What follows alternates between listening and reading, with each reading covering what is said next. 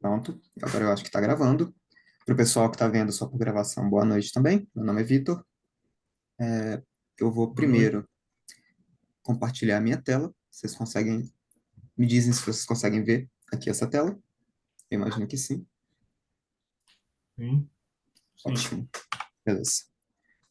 Deixa eu apresentar isso aqui.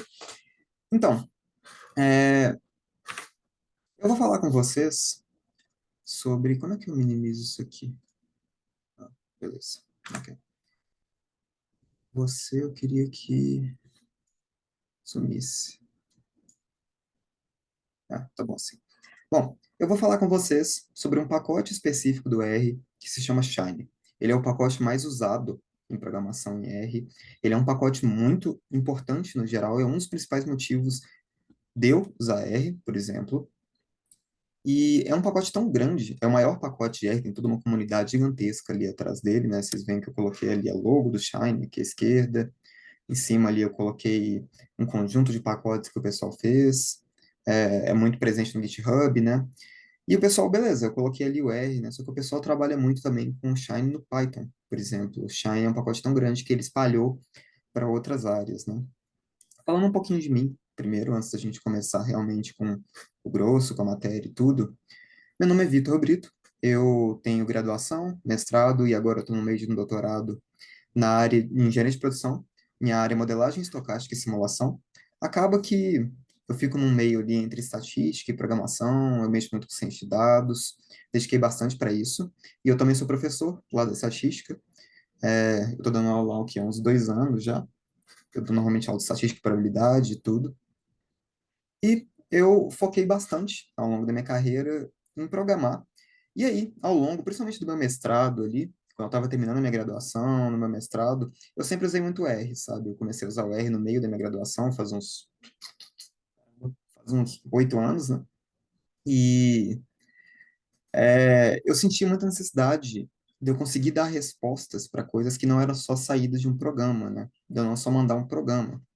Meu orientador do mestrado, ele trabalhava muito com consultorias para várias empresas. Ele trabalha muito com a ANEEL, né, com a CEMIG, com empresas de distribuição de energia elétrica por aí.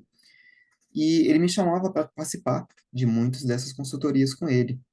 E quando você vai fazer uma consultoria, não adianta você só mandar um programa para um cliente, né? Ele não está nem aí para isso. O cliente, ele quer alguma coisa que ele consiga usar e que ele consiga entender rápido. Se você, na maioria dos casos, né? Então, a maioria dos clientes, eles querem um executável, eles querem um aplicativo, eles querem alguma coisa que eles consigam abrir, mexer, enfim. Por isso, eu acabei começando a estudar sozinho sobre o Shine, que é um pacote ali dentro do R que já era minha linguagem de programação, que faz isso de uma forma incrivelmente eficiente, rápida, fácil de usar. Eu acho que isso é o principal para mim. Tem outras formas de você montar o aplicativo? Claro que tem. Existem desenvolvedores, né? Tem toda uma equipe para fazer isso. Mas, na minha opinião, a vantagem do Shine é que você consegue sozinho virar um time de desenvolvedores e conseguir criar um aplicativo por si só. E isso é muito legal, né? Antes de eu, antes de eu começar com os assuntos aqui, eu só quero dar um exemplo para vocês. Esse aqui é os códigos que a gente vai trabalhar hoje. Eu quero dar um exemplo dessa consultoria que eu fiz para a CEMIG. O que o pessoal da CEMIG tinha me pedido na época? Eles viraram para mim, para o meu orientador, Vitor. Eu quero que você otimize o tempo de atendimento dos nossos funcionários. Sabe quando cai energia lá na sua casa? O tempo que demora para o pessoal sair da base de operações deles e chegar na sua casa para voltar a energia ou para fazer qualquer tipo de conserto, para consertar um poste que estourou o cabo e que seja, eles querem minimizar esse tempo. Por quê? Se você demorar muito, a CEMIG começa a tomar um monte de multa. E ela queria minimizar a quantidade de multa dela. Então, contrataram a gente para fazer isso. O que a gente acabou desenvolvendo no final das contas? A gente fez um mapa aqui de todos os lugares que são atendidos pela CEMIG no estado de Minas Gerais, né? Dividido em regiões, porque é assim que eles dividem o atendimento deles. Eles dividem acho que 7 regiões aqui: leste, oeste, sul, triângulo, central, enfim. E aí, a gente dividiu da mesma forma, né? Então, por exemplo, essa aqui é a região central, a região próxima de Belo Horizonte ali. A gente criou um mapinha, um aplicativo no Shine, né? Ele tem um mapinha aqui, e aí você pode passar o mouse aqui, e aí tem um medidor de eficiência, tá vendo? Ah, a eficiência de Jaboticatubas é 0,55, enquanto a eficiência de atendimento de Belo Horizonte é quase 1, ou seja, quase 100% eficiente, é 0,97. E a gente foi alterando, olhando aqui a região do Triângulo, por exemplo, a eficiência de Uberlândia é super alta, é 1. Eles são mais rápidos que eles poderiam ser em Uberlândia. Enquanto a eficiência, sei lá, deixa eu olhar aqui, Perdizes, é bem baixa, né? 49%. Então a gente criou esse mapinha aqui, que faz um bocado de conta aqui por trás para pintar esses municípios com essas eficiências. A gente fez N contas ali para fazer isso, eu não vou entrar em detalhes, porque isso não cabe. Porém, se você clicar num desses municípios aqui, né, no mapinha, ele te leva para outra aba, que tem um mapa de calor dos atendimentos. Se você der um zoom, ele te dá uma explicada um pouco melhor, você pode tirar, que seja. Ó, nesse município aqui, Perdizes, tem uma base operativa da CEMIG, bem no centro urbano, né? Então, eles estão aqui, ó, nessa rua. Rua Padre Henrique Oliveira, tem a base de operação deles. Fantástico. E quais são as bases mais próximas, além de Perdizes? Perdizes, é isso mesmo.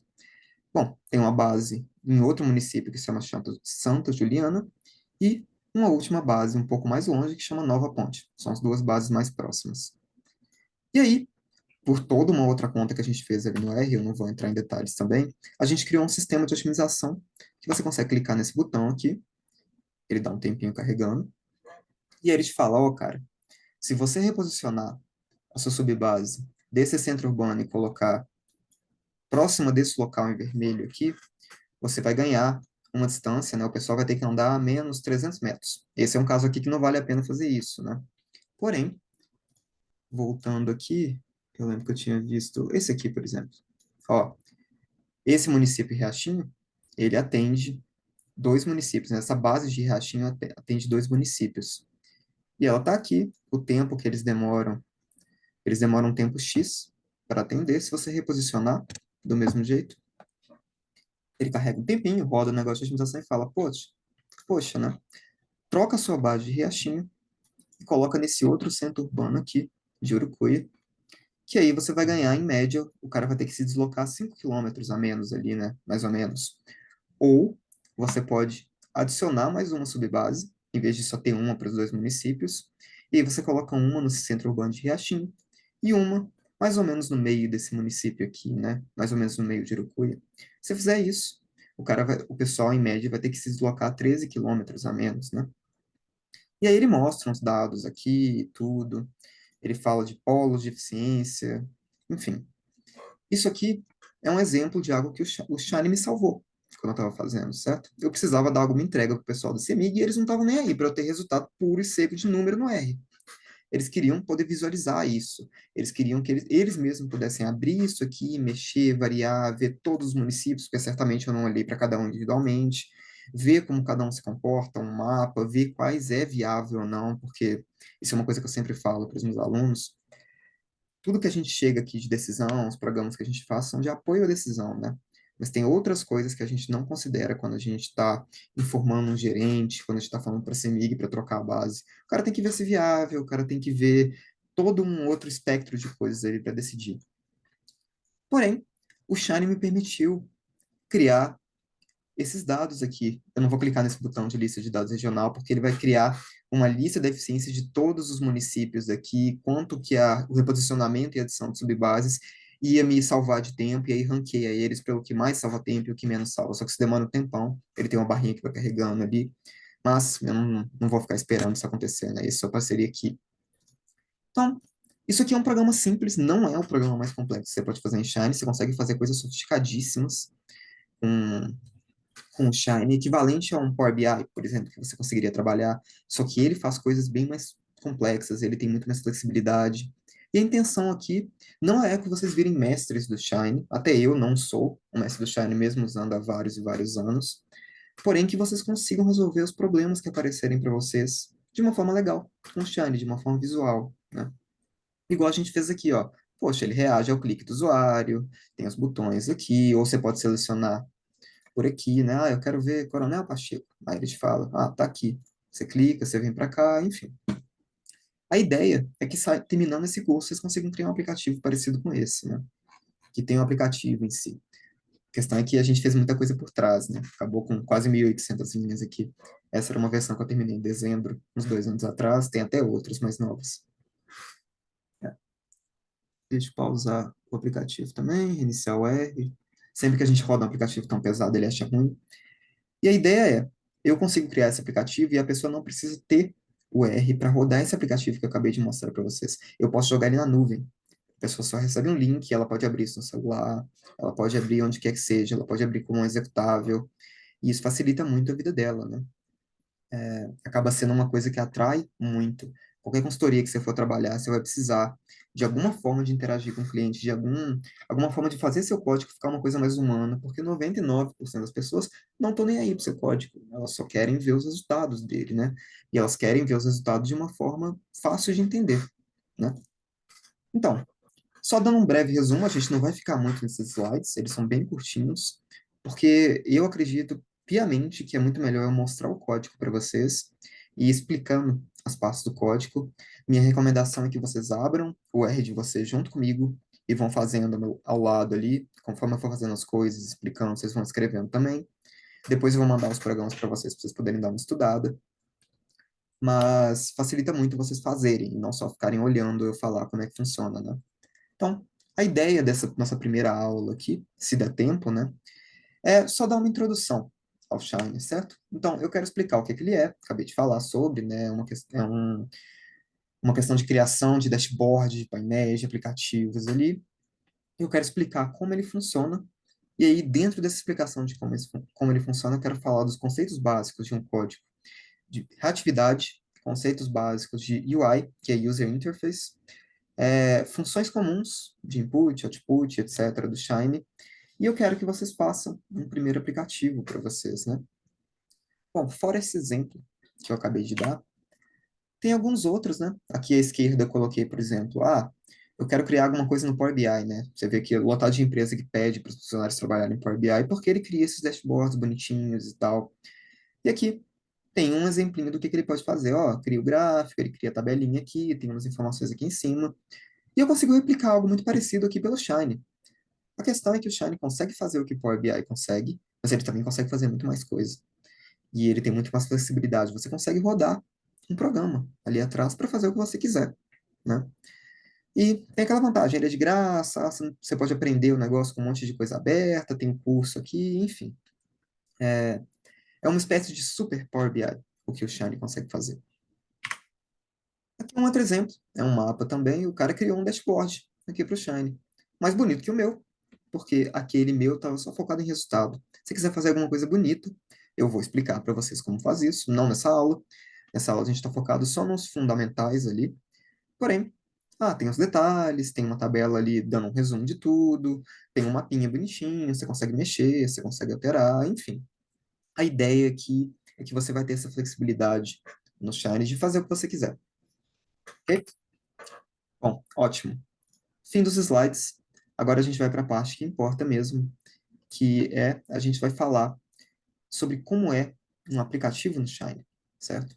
Deixa eu até limpar isso aqui, vai ficar tudo 100% limpo. Beleza.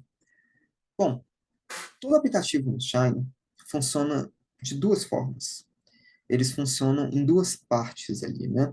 O primeiro é a UI, a gente chama de User Interface, que vai controlar como o seu aplicativo vai parecer para o usuário, a aparência dele mesmo, quais botões vão ter, quais seletores vão ter, o que que vai aparecer para o usuário na tela, quais vão ser as respostas, etc. A gente sempre vê muito, né, aquele negócio de desenvolvedor, tem o desenvolvedor de front-end, tem o desenvolvedor de back-end, tem o desenvolvedor full stack. O cara de front-end, muitas vezes ele fica mexendo aqui, na UI, no front-end, no que aparece para o usuário, certo? Ele fica criando essas partes aqui. E essa é a primeira parte que a gente mexe no Shine. Você vai criar um objeto chamado UI. A segunda parte é um servidor. Ele vai fazer os comandos do seu aplicativo. Por exemplo, quando eu clicava ali em reposiciona a subbase, coloca ela num lugar melhor. Ele roda todo um programa ali atrás, ele faz um bocado de conta, tentando explicar tentando explicar? Tentando calcular e colocar e fazer o que eu pedi, né? Colocar aquele ponto vermelho ali no lugar ótimo. O servidor ele faz essas contas, ele é o cérebro da, do seu programa, enquanto a UI é o corpo do seu programa, né? O que você vê e o que ele está pensando ali dentro. Bom, como a gente começa a usar isso, né? Primeira coisa, uma das vantagens do Shine é que ele não tem nenhum pedido especial, ele não precisa de nada.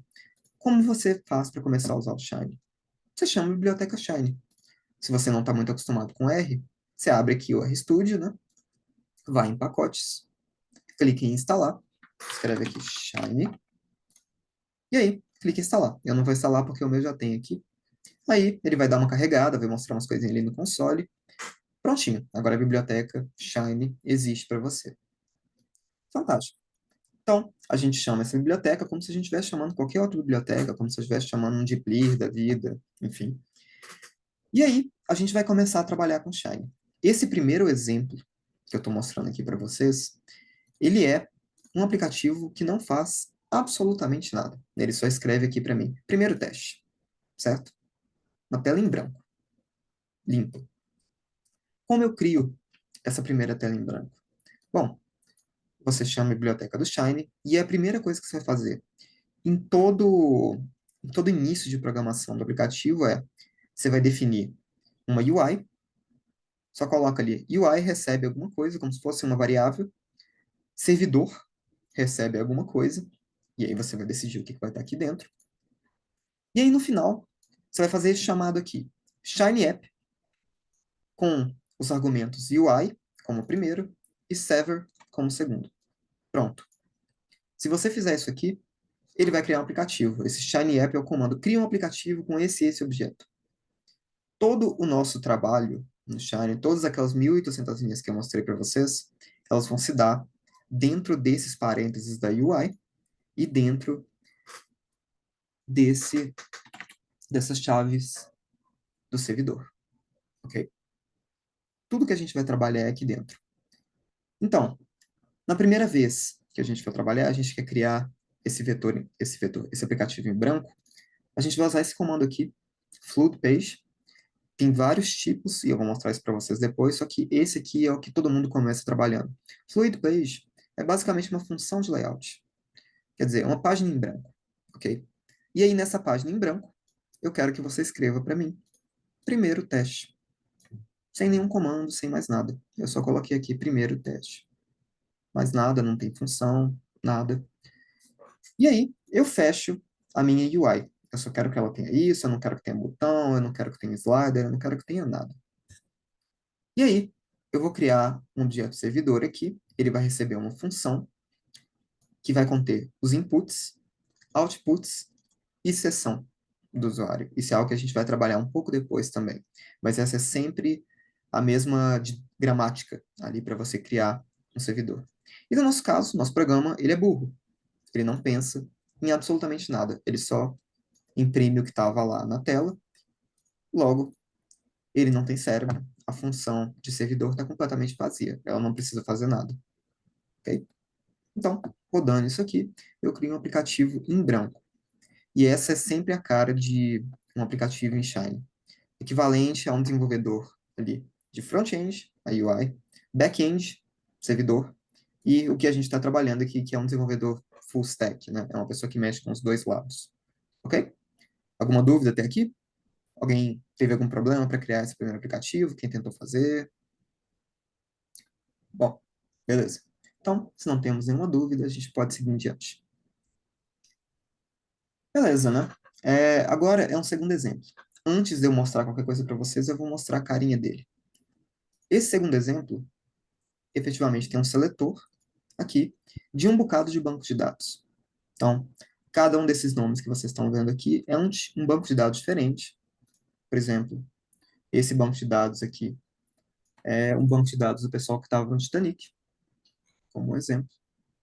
De primeira classe, segunda classe, terceira classe, se era da tripulação, que seja. Esse aqui é de crescimento de dentes. Esse aqui é de marcas solares. Deve ser de tempestade solar ou algo assim.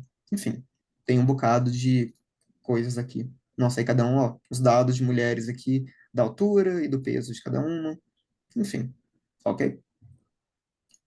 Como a gente cria esse primeiro aplicativo? Ó, algo legal dele, deixa eu até abrir ele de novo, é que ele tem uma característica especial.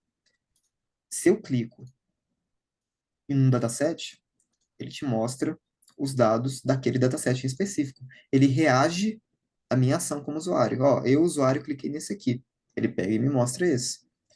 E ele me dá esse quadro aqui também junto, que é o resumo desse dataset, né? Então, por exemplo, o dia ali, ele te dá o menor valor do dia, o primeiro quartil, a mediana, a média, o terceiro quartil e o máximo, certo? Então, estou vendo aqui em tempo, por exemplo. Ah, o mínimo é zero, o primeiro quartil é 932, tal, o máximo é 2.350, enfim. Então, ele reage aos meus comandos como usuário. Isso é o básico de um aplicativo em Shine. É por isso que a gente programa em Shine para início de conversa, né? A gente quer criar um programa em R capaz de reagir ao usuário e mostrar para o usuário o que quer que ele queira, certo? Bom, como a gente faz isso? Mesma coisa. Ó, vou criar um objeto de UI, vou criar um objeto de servidor, e depois eu vou chamar essa função ShineApp, recebendo como primeiro argumento a UI e como segundo argumento o servidor. E aí ele cria o aplicativo para mim. Todo o trabalho que eu vou ter vai estar dentro dessa função servidor e dentro dessa função de UI aqui. Ok? Bom, primeira coisa, né? Eu vou pegar essa biblioteca datasets aqui, que é a que vai conter esse tanto de banco de dados que eu vou usar de exemplo aqui para vocês. Não precisava, ok? Podia usar um monte de banco de dados que eu tenho no Excel, que seja. E vou puxar a biblioteca Shine para poder criar o aplicativo. Então, antes de eu criar o objeto UI, antes de eu fazer qualquer outra coisa, eu pego um monte de dataset e guardo nessa variável dados. Então, tá aqui, ó. Vocês estão vendo que essa variável dados, ela contém 104 datasets. O primeiro é esse Ability Cost, o segundo é essa Air Miles, Air Passengers, Air Quality, e daí por diante. Ok? E aí, vamos começar a criar uma interface para o usuário. Se vocês verem aqui na interface que a gente criou, a primeira coisa que ele tem um título, dataset, e aí ele pede para você escolher qual dataset você está utilizando. Ok? Então, é um seletor aqui. Como eu faço isso? A gente vai usar essa primeira função de UI basicona aqui, que chama select input. Toda função de UI, isso é uma coisa que eu vou explicar daqui a pouquinho, no próximo exemplo, que é esse aqui. No próximo exemplo, ela vem com essa mesma gramática aqui, ela funciona desse mesmo jeito. A primeira coisa que você vai escrever é a label da sua função. O que isso quer dizer? A label é como o que quer que o usuário escolha desse seletor aqui, que está sendo indicado, vai se chamar para o seu computador. Então, para o Shine, dataset, para mim, vai ser o nome da escolha do usuário. Ok? E aí, tem a label em si. Então, isso aqui é o nome para o computador, e isso aqui é o nome para o usuário. Então, vamos colocar aqui, por exemplo, dataset a escolher. Se eu rodar isso aqui, vai aparecer para o usuário a label dele, enquanto para o meu computador vai se chamar dataset. E aí, vai ter comandos específicos. Cada tipo de seletor que você pedir vai ter comandos específicos diferentes, só que todos eles começam com o nome do input para o computador, para o Shine, e como ele vai aparecer para o usuário. E em seguida, a gente vai colocar aqui algo específico desse select input, que é as escolhas que o usuário vai ter vão ser as escolhas dos tipos de dataset, né? Por isso que eu criei essa variável dados lá em cima. O que eu estou falando? Ah, essa dados, ela vai receber o nome de todos os datasets desse pacote datasets aqui. E as escolhas vai ser o nome do primeiro, o nome do segundo, o nome do terceiro e assim por diante, ok? Então, essa primeira parte, deixa eu até colocar aqui para vocês, inputs, vai ser os inputs do usuário. E a segunda parte que a gente vai criar vão ser os outputs do usuário. que é isso? O que é um output? Um output é o que sai na tela depois do usuário fazer a escolha dele. Então, isso aqui é um output e essa tabela é um output, ok? Se eu trocar, o output muda, baseado na minha escolha, ok? Beleza. Como a gente cria um output?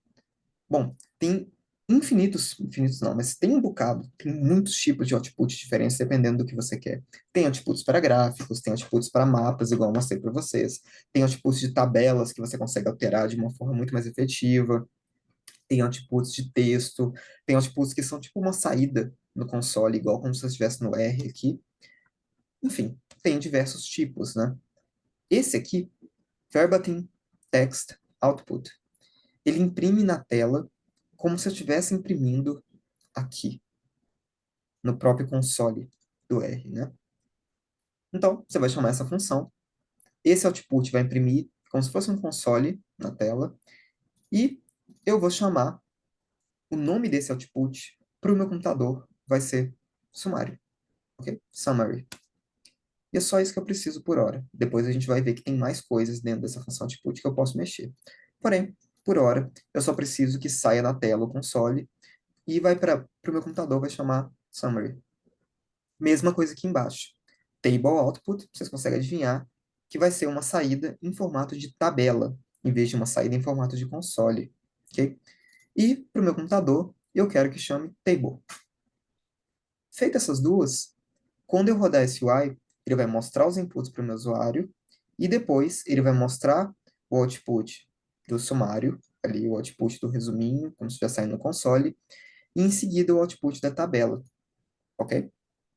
Ele vai tentar mostrar. O importante é o seguinte, esse nome table tem que ter alguma coisa aqui para isso aí, né? Se eu só rodar sem o servidor, não vai acontecer nada porque não tem nada chamado table. Ele não fez nenhuma conta para isso. Então, isso aqui tem que ser variáveis que eu tenho que armazenar algo dentro da variável summary e armazenar algo dentro da variável table, para eu poder mostrar para o usuário o que foi feito ali dentro, né? E aí entra o servidor.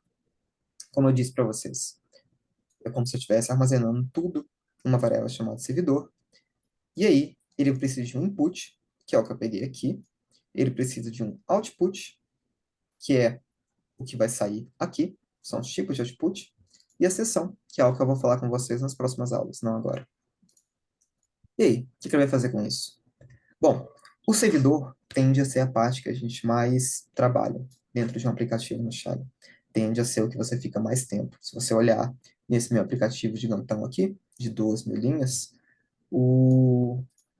a UI, ela para na linha 128. E aí eu começo o servidor, e eu só vou terminar o servidor na linha 1769. Então, a maior parte do nosso sofrimento é feito dentro do objeto servidor, ok? Dentro do objeto servidor. E como é que ele funciona? Bom, tem vários tipos de programação que você pode fazer dentro do objeto servidor, dentro dessa função que ele é, né? Eu recomendo fortemente para vocês se organizarem, porque eu aprendi isso durante essa consultoria aqui. Você pode ir fazendo as coisas sem pensar, e aí depois você nota que seu código está um caos e ninguém consegue entender a não ser você. E aí você fica o único responsável por mexer naquele código, porque ninguém mais vai mexer no seu código bagunçado. Isso aconteceu comigo e eu não recomendo, tá? Porque as pessoas vão te chamar de madrugada pedindo coisa, vão questionar, ninguém sabe mexer, enfim. Então, é muito importante que vocês dividam e organizem o objeto de servidor de vocês. Então, eu sempre começo assim. O objeto servidor, ele vai receber, ele vai fazer um bocado de conta, ok? Mas ele sempre se divide em o output que você decidiu. Aqui, por exemplo, o output sumário. O que vai acontecer nesse output sumário? O que vai criar esse output sumário? E aí eu coloco aqui um comentário. Ah, isso aqui se relaciona ao output sumário. Como aqui é pequenininho, eu coloquei primeiro output, que é esse. E esse aqui, e output sumário. E esse aqui é o segundo output, que é o output das tabelas. Esse table output aqui. Então, você comenta, pode deixar eles bem separadinhos, é como se cada um fosse um bloquinho separado do seu servidor, eles não interagem por hora, tá? Esse aqui diz respeito ao sumário, esse aqui diz respeito às tabelas. Vamos abrir eles e ver o que que a gente faz ali dentro, né? Bom, primeiro, a gramática disso aqui, né? Como você vai escrever a linguagem. Sempre que você quiser se referir a um output, você vai colocar assim. O output, que eu chamei dólar aqui, né? De sumário. Então, lembra que eu chamei ele em cima de sumário? O output que eu chamei de sumário vai ser alguma coisa. Então, lembra que eu falei, ele tem que receber alguma coisa para ele mostrar alguma coisa para o usuário. E ele vai receber essa função aqui, render print, ok? O que eu estou falando com essa função? Você vai criar alguma coisa para mim. Tem vários tipos de render, tá? Se vocês olharem nesse segundo aqui, eu fiz um render table, tem um render data table, tem render map, tem render leaflet, tem render, enfim, tem um bocado de tipo de render, mas todos fazem a mesma coisa. Eles vão gerar o seu output, eles vão gerar a imagem, eles vão gerar a saída na tela, que seja. Cada tipo de output pede por um render diferente, e eles são associados. Então, o verbatim text output pede um render print. O table output pede um render table, ok? E aí, eu vou abrir esse render print com um parênteses e uma chave. Essa é sempre a grafia que a gente usa. Você pode usar só parênteses? Pode, sim. E tem muita gente que fala que é mais eficiente, que seja, mas às vezes dá erro quando você usa só o parênteses por algum motivo. Então, eu prefiro sempre fazer os programas assim, como se eu fosse escrever um tantão de coisa dentro desse output aqui. Eu abro com parênteses e chave e fecho parênteses e chave depois, ok? E aqui dentro desses parênteses, dessas chaves, deixa eu até voltar isso para cá, eu vou fazer minhas contas. Eu vou fazer o que vai gerar esse output aparecer. Então aqui, por exemplo, eu criei um objeto, chama dataset summary, certo? E eu falei, cara, eu quero que você receba, e aí é outra parte importante do nosso código. Você vai receber o input do usuário, que eu dei o nome de dataset. Então, o que que ele vai fazer? Ele vai receber esse comando aqui e vai lá em cima, lá no input, e vai guardar. Deixa eu dar mais um espacinho aqui. Ele vai ir lá em cima, assim que ele recebe esse comando aqui, ele vai pescar lá do input o que que o usuário selecionou, qual é o nome do dataset que ele selecionou.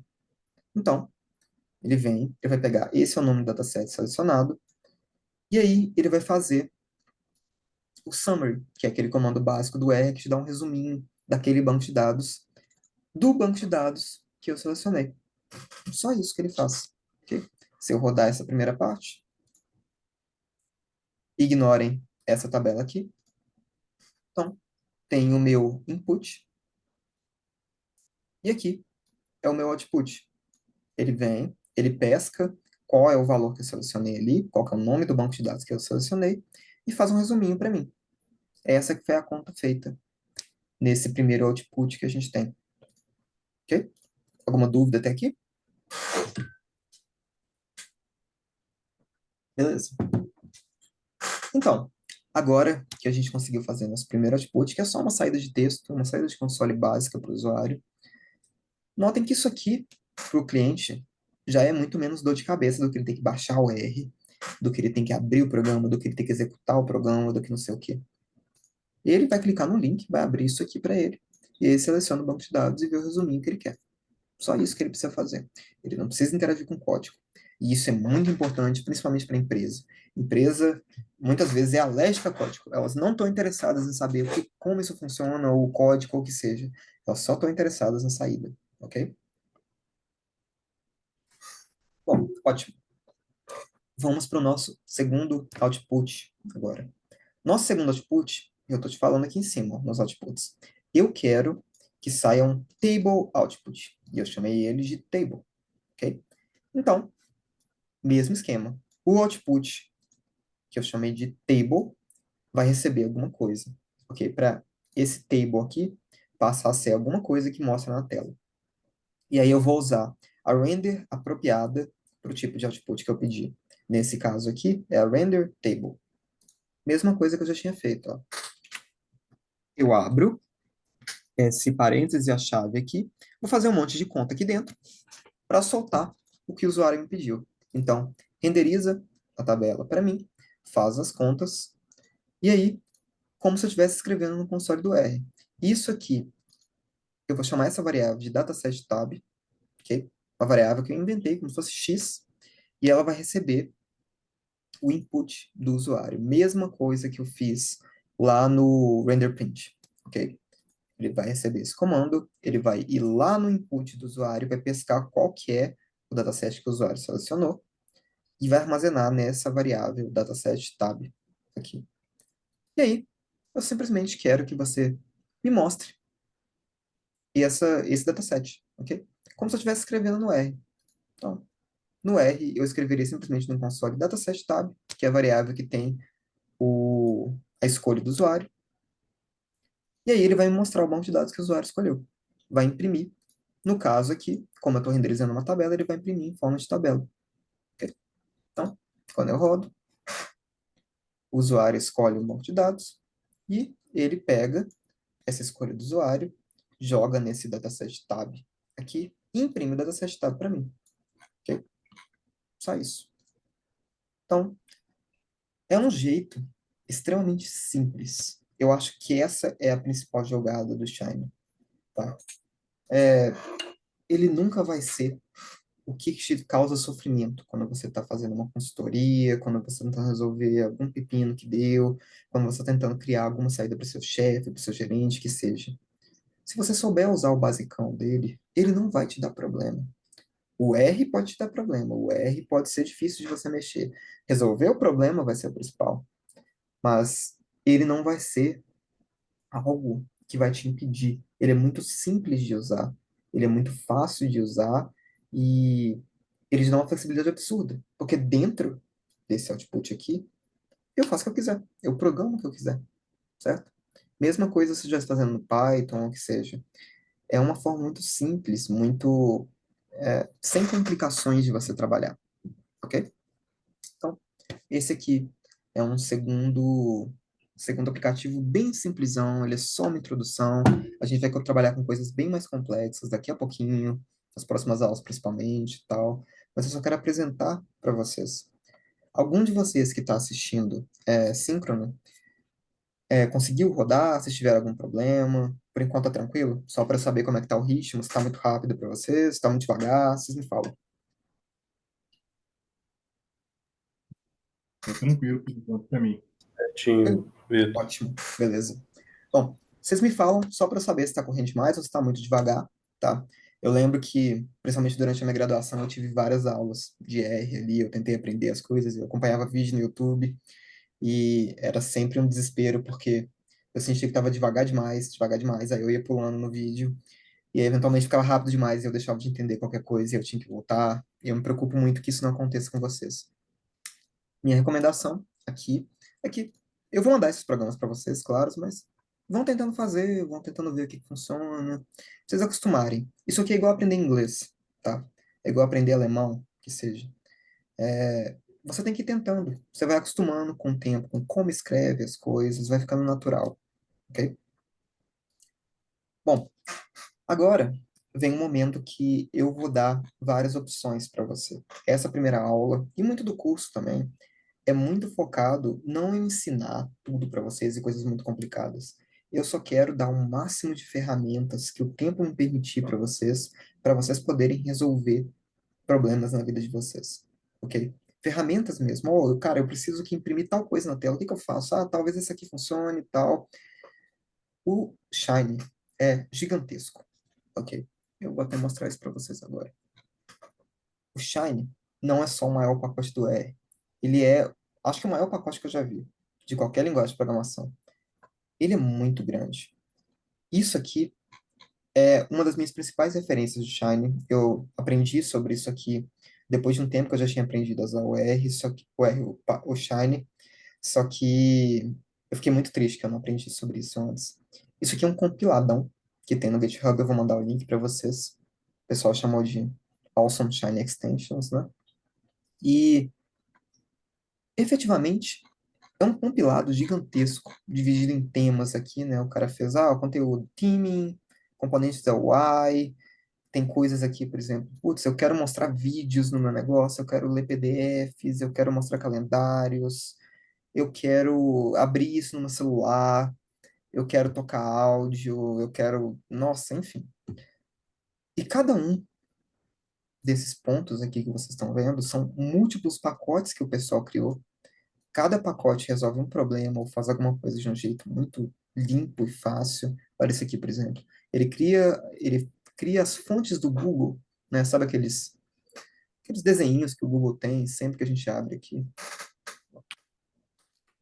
Sempre que a gente abre essas animaçãozinhas da Google bonitinho, não sei o quê, tem um pacote no Shine que faz a mesma coisa para você, se você quiser trabalhar com isso.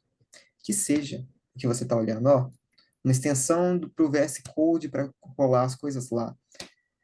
Você consegue criar links para o Shine, que seja. Coisas de debugging, coisa visual, coisas de telinha carregando do Shine, enfim. Tem uma infinidade de pacotes aqui. É quase como se o Shine fosse uma linguagem de programação separada, né?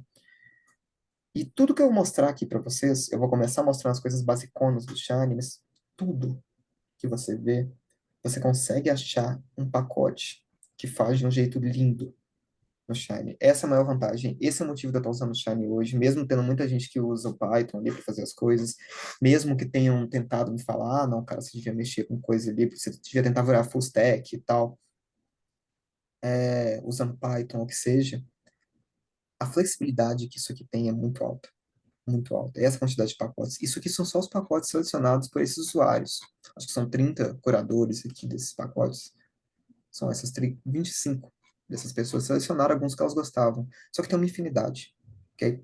Eu vou mostrar para vocês o basicão, alguns tipos de inputs, alguns tipos de outputs, eu vou tentar dar algumas ferramentas para vocês, só que a ferramenta de verdade que vocês podem ter, e algo que eu vou falar bastante nas próximas aulas, estão aqui, ok?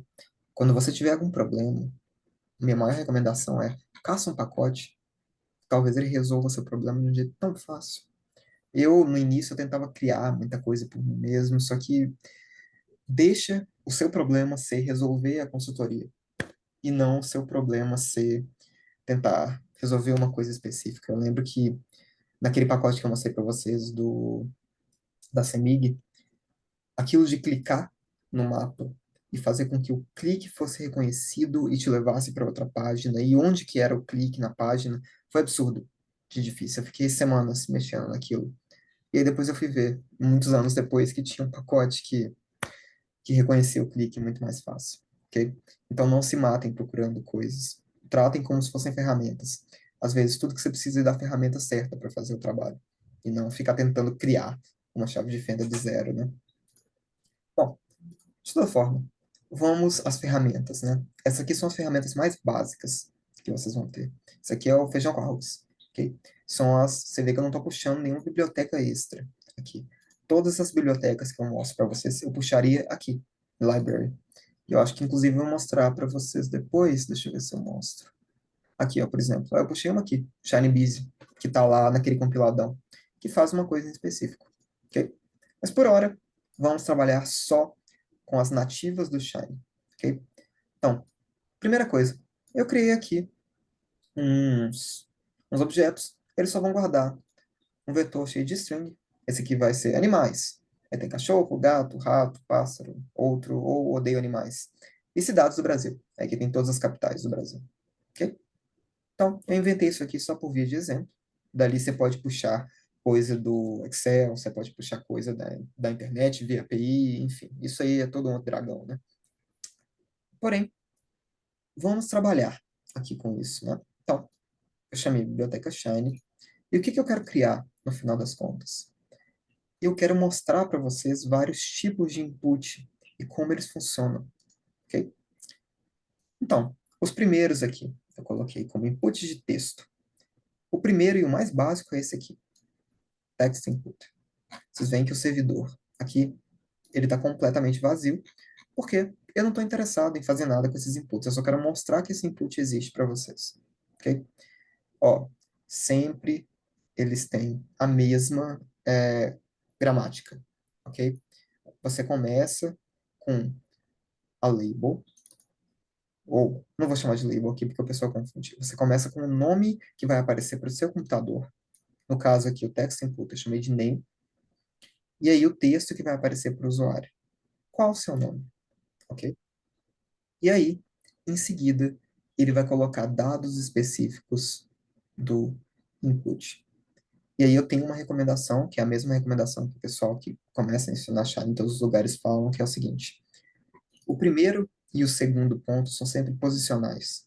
Então, você sempre vai começar o seu input com o nome para o seu computador e o segundo sempre vai ser o nome que vai aparecer para o usuário. Isso por organização, tá? Você podia trocar, mas não recomendo.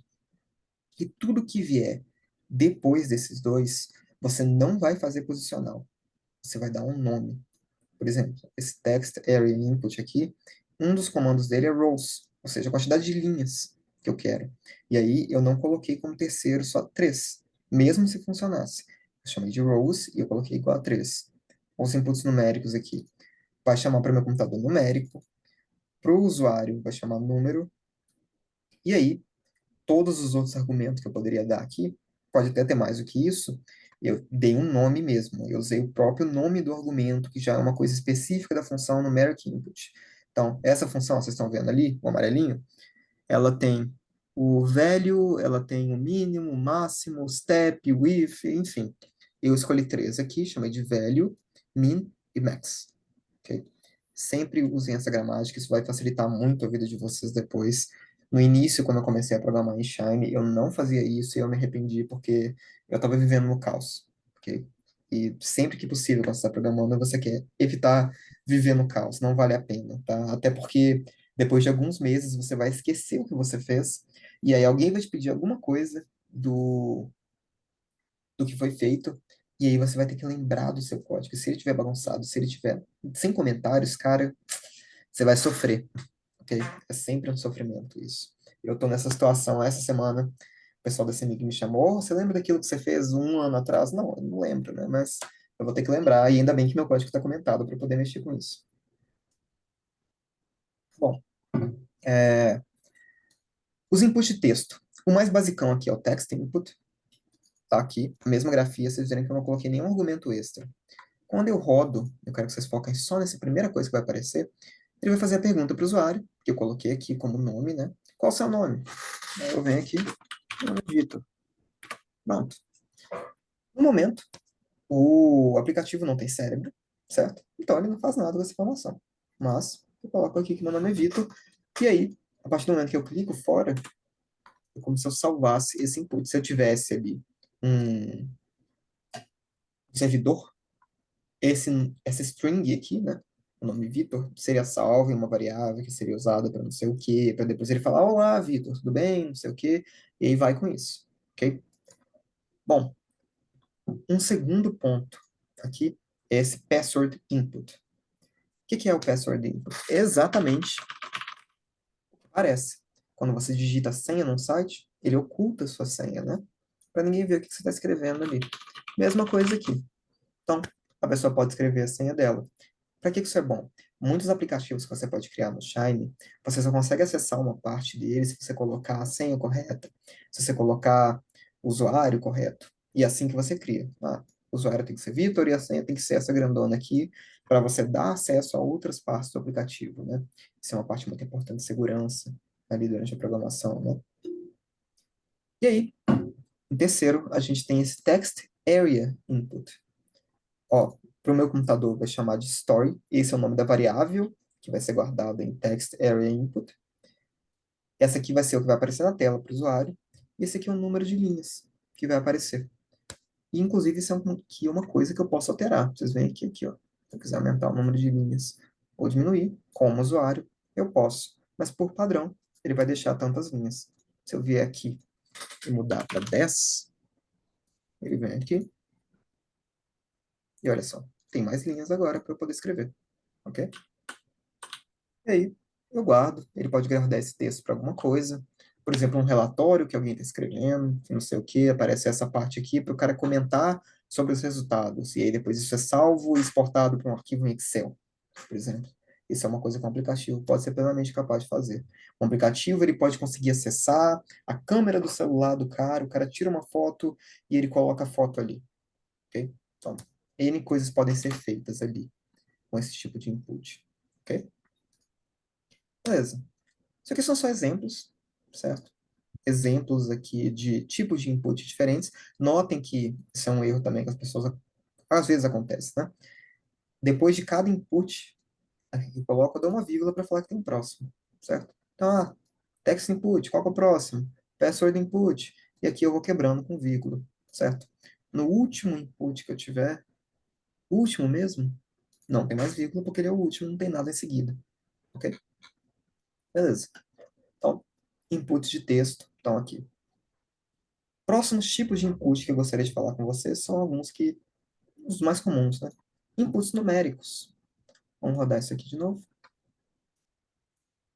que é um input numérico? Bom, o primeiro é o numeric input. Ó, vocês podem ver aqui. Numérico é o nome que vai ser para o meu computador. Para o meu usuário vai aparecer só número. E aí, o valor, né? O valor que vai aparecer por padrão. Deixa eu até mostrar para vocês. Por padrão vai aparecer o valor zero aqui. E eu consigo ir de 0 a 100. Eu posso aumentando. Eu posso escrever. Que seja, ok? E aí, depois do usuário escrever isso aqui, se eu tivesse um servidor, ele guardaria esse 56 numa variável, ele faria contas com esses 56, depende. Por exemplo, qual a sua idade? O cara coloca aqui e faz conta com isso. Ok? Bom, um outro tipo de input que eu posso pedir, é um que o pessoal gosta muito de brincar com isso, que é o slider. Ok? O slider input. E ele tem dois tipos diferentes que eu coloquei aqui para você. Bom, para o meu, eu vou chamar no meu computador ele de slider. Então, essa variável input aqui vai chamar input $slider. E para o meu usuário vai aparecer número por slider. Okay? O valor padrão é 50, ou seja, vai aparecer quando o cara clicar no aplicativo pela primeira vez no 50, e você pode mexer ele de 0 a 100. Foi o que eu decidi aqui. Ok? Beleza. Então, no momento, não está fazendo nada, né? Só estou mostrando o input para você. Agora, esse slider input, ele tem uma particularidade que é a seguinte, ó, mesma coisa. O nome do meu computador, o que vai aparecer na tela para o usuário. Se em valor aqui eu der um vetorzinho de 2 pontos, em vez dele criar um, um slider só com um pontinho para arrastar, ele coloca 2 pontinhos para mim. E aí eu posso criar uma range, né? A área aqui. Eu quero que varie de 19 a 87, de 0 a 87, enfim. Te dá essa flexibilidade aqui. E por padrão, eu quero que vai do zero, eu quero que o mínimo seja zero e o máximo seja 100. Por padrão, eles vão começar no 10 e 20. Então, se eu fechar isso aqui, recarregar, ó, ele começa no 10 e 20, indo de 0 a 100. Ok? Beleza. Então, esses são os inputs numéricos, tem muito mais do que esses, tá? Tem inputs numéricos específicos e tem todo um trabalho que você tem que fazer com isso. Só que se eu fosse colocar aqui todos os inputs numéricos e todos os inputs de texto, a gente ia ficar aqui só nisso e vocês não iam aprender mais nada e ia ser inútil, ok? Então, esses aqui são só alguns para introduzir vocês. Provavelmente, se você precisa de um tipo de input específico, se você tem alguma ideia, se você consegue imaginar alguma coisa que você gostaria que aparecesse para o usuário, tem um pacote que faz, ok? Putz, cara, eu queria um botãozinho que o cara pudesse clicar e desse aquele, como se estivesse na água ali, desse aquelas ondinhas. Tem, com certeza. Cara, eu gostaria que fosse alguma coisa bem sólida, igual as da Google lá tem, ok? Você consegue diversos tipos de input, você consegue diversos tipos de coisa visual ali para o usuário, o que seja. Esses aqui são os basicões mesmo. Alguns outros exemplos aqui de inputs que são um pouco mais interessantes. Eu quero colocar datas, por exemplo, data de aniversário ou data de um compromisso. Você consegue criar um aplicativozinho igual aquele calendário que a gente tem no celular, né? Seja o da Samsung, seja o da Apple, seja o da Google. Mas a gente consegue imitar isso usando um date input aqui. Tá vendo? Os nomes são bem intuitivos, né? Date input. Poxa, coloca uma data ali. Se você rodar isso, Você coloca, quando você nasceu, aí ele te mostra um calendáriozinho. E você seleciona aqui. Ah, eu quero selecionar o ano. Aí vem aqui, seleciono 98, julho, tá aqui. Quando você nasceu? Vamos supor que eu nasci em 98. É, e a mesma coisa, só reafirmando, porque isso é muito importante, para vocês não se perderem. Esse é o nome que vai aparecer para o meu servidor, para o meu programa. Esse é o nome que vai falar para o usuário. E aí, depois disso, eu dou nome para as coisas específicas desse tipo de input. Então, o formato que eu quero, ó, eu comecei a mexer. Por padrão, ele vem com formato americano, ou seja, o mês vem primeiro, depois o dia e depois o ano. Aqui eu troquei. Eu quero dia, mês e ano. E a linguagem desse meu calendáriozinho aqui, disso aqui, agosto, setembro e tal, eu quero em português brasileiro. Então, PTBR aqui. Ok? Por padrão, ele vem em inglês. Date range input, basicamente é a mesma coisa, só que você pode selecionar quando que é esse espaço de tempo. Ó, quando você quer entrar de férias? Ah, cara, eu quero entrar de férias de amanhã até dia 12. Ok? Então, ele pega e te mostra aqui. Ok? E isso aqui pode ser armazenado depois para você, por exemplo, você faz um output que aparece um calendáriozinho para a pessoa, coloridinho, e aí, baseado nesse input que você colocou, aquela área ali do calendário vai ficar colorida, enfim, parecendo com o Google Calendário, né? Então, é algo que vocês têm a liberdade de fazer também. Outros tipos de input que são interessantes, que eles limitam o usuário na escolha dele, porque o usuário é profissional em quebrar as coisas, tá? Eu aprendi isso muito ao longo de várias falhas minhas, tanto com o meu orientador quanto o próprio cliente que eu trabalhei. Eu fazia o negócio e aí voltava para mim, cara, isso aqui não tá funcionando, isso aqui não tá funcionando. Ah, eu coloquei o valor 9 bilhões nesse seletor aqui e imediatamente quebrou seu programa ou travou meu computador porque eu mandei fazer uma conta absurda. Ah, cara, eu decidi que eu quero todos os dados de atendimento da CEMIG de todos os anos desde que ela começou. Isso foi alguma coisa que aconteceu. E aí travou o programa, porque você queria que eu trabalhasse com bilhões de dados, né? Então, não foi legal fazer isso. Então, eu dou muito valor para esse tipo de input aqui. São os inputs de entrada limitada, né? O que que são esses inputs de entrada limitada? Eles efetivamente fazem exatamente o que está escrito na lata.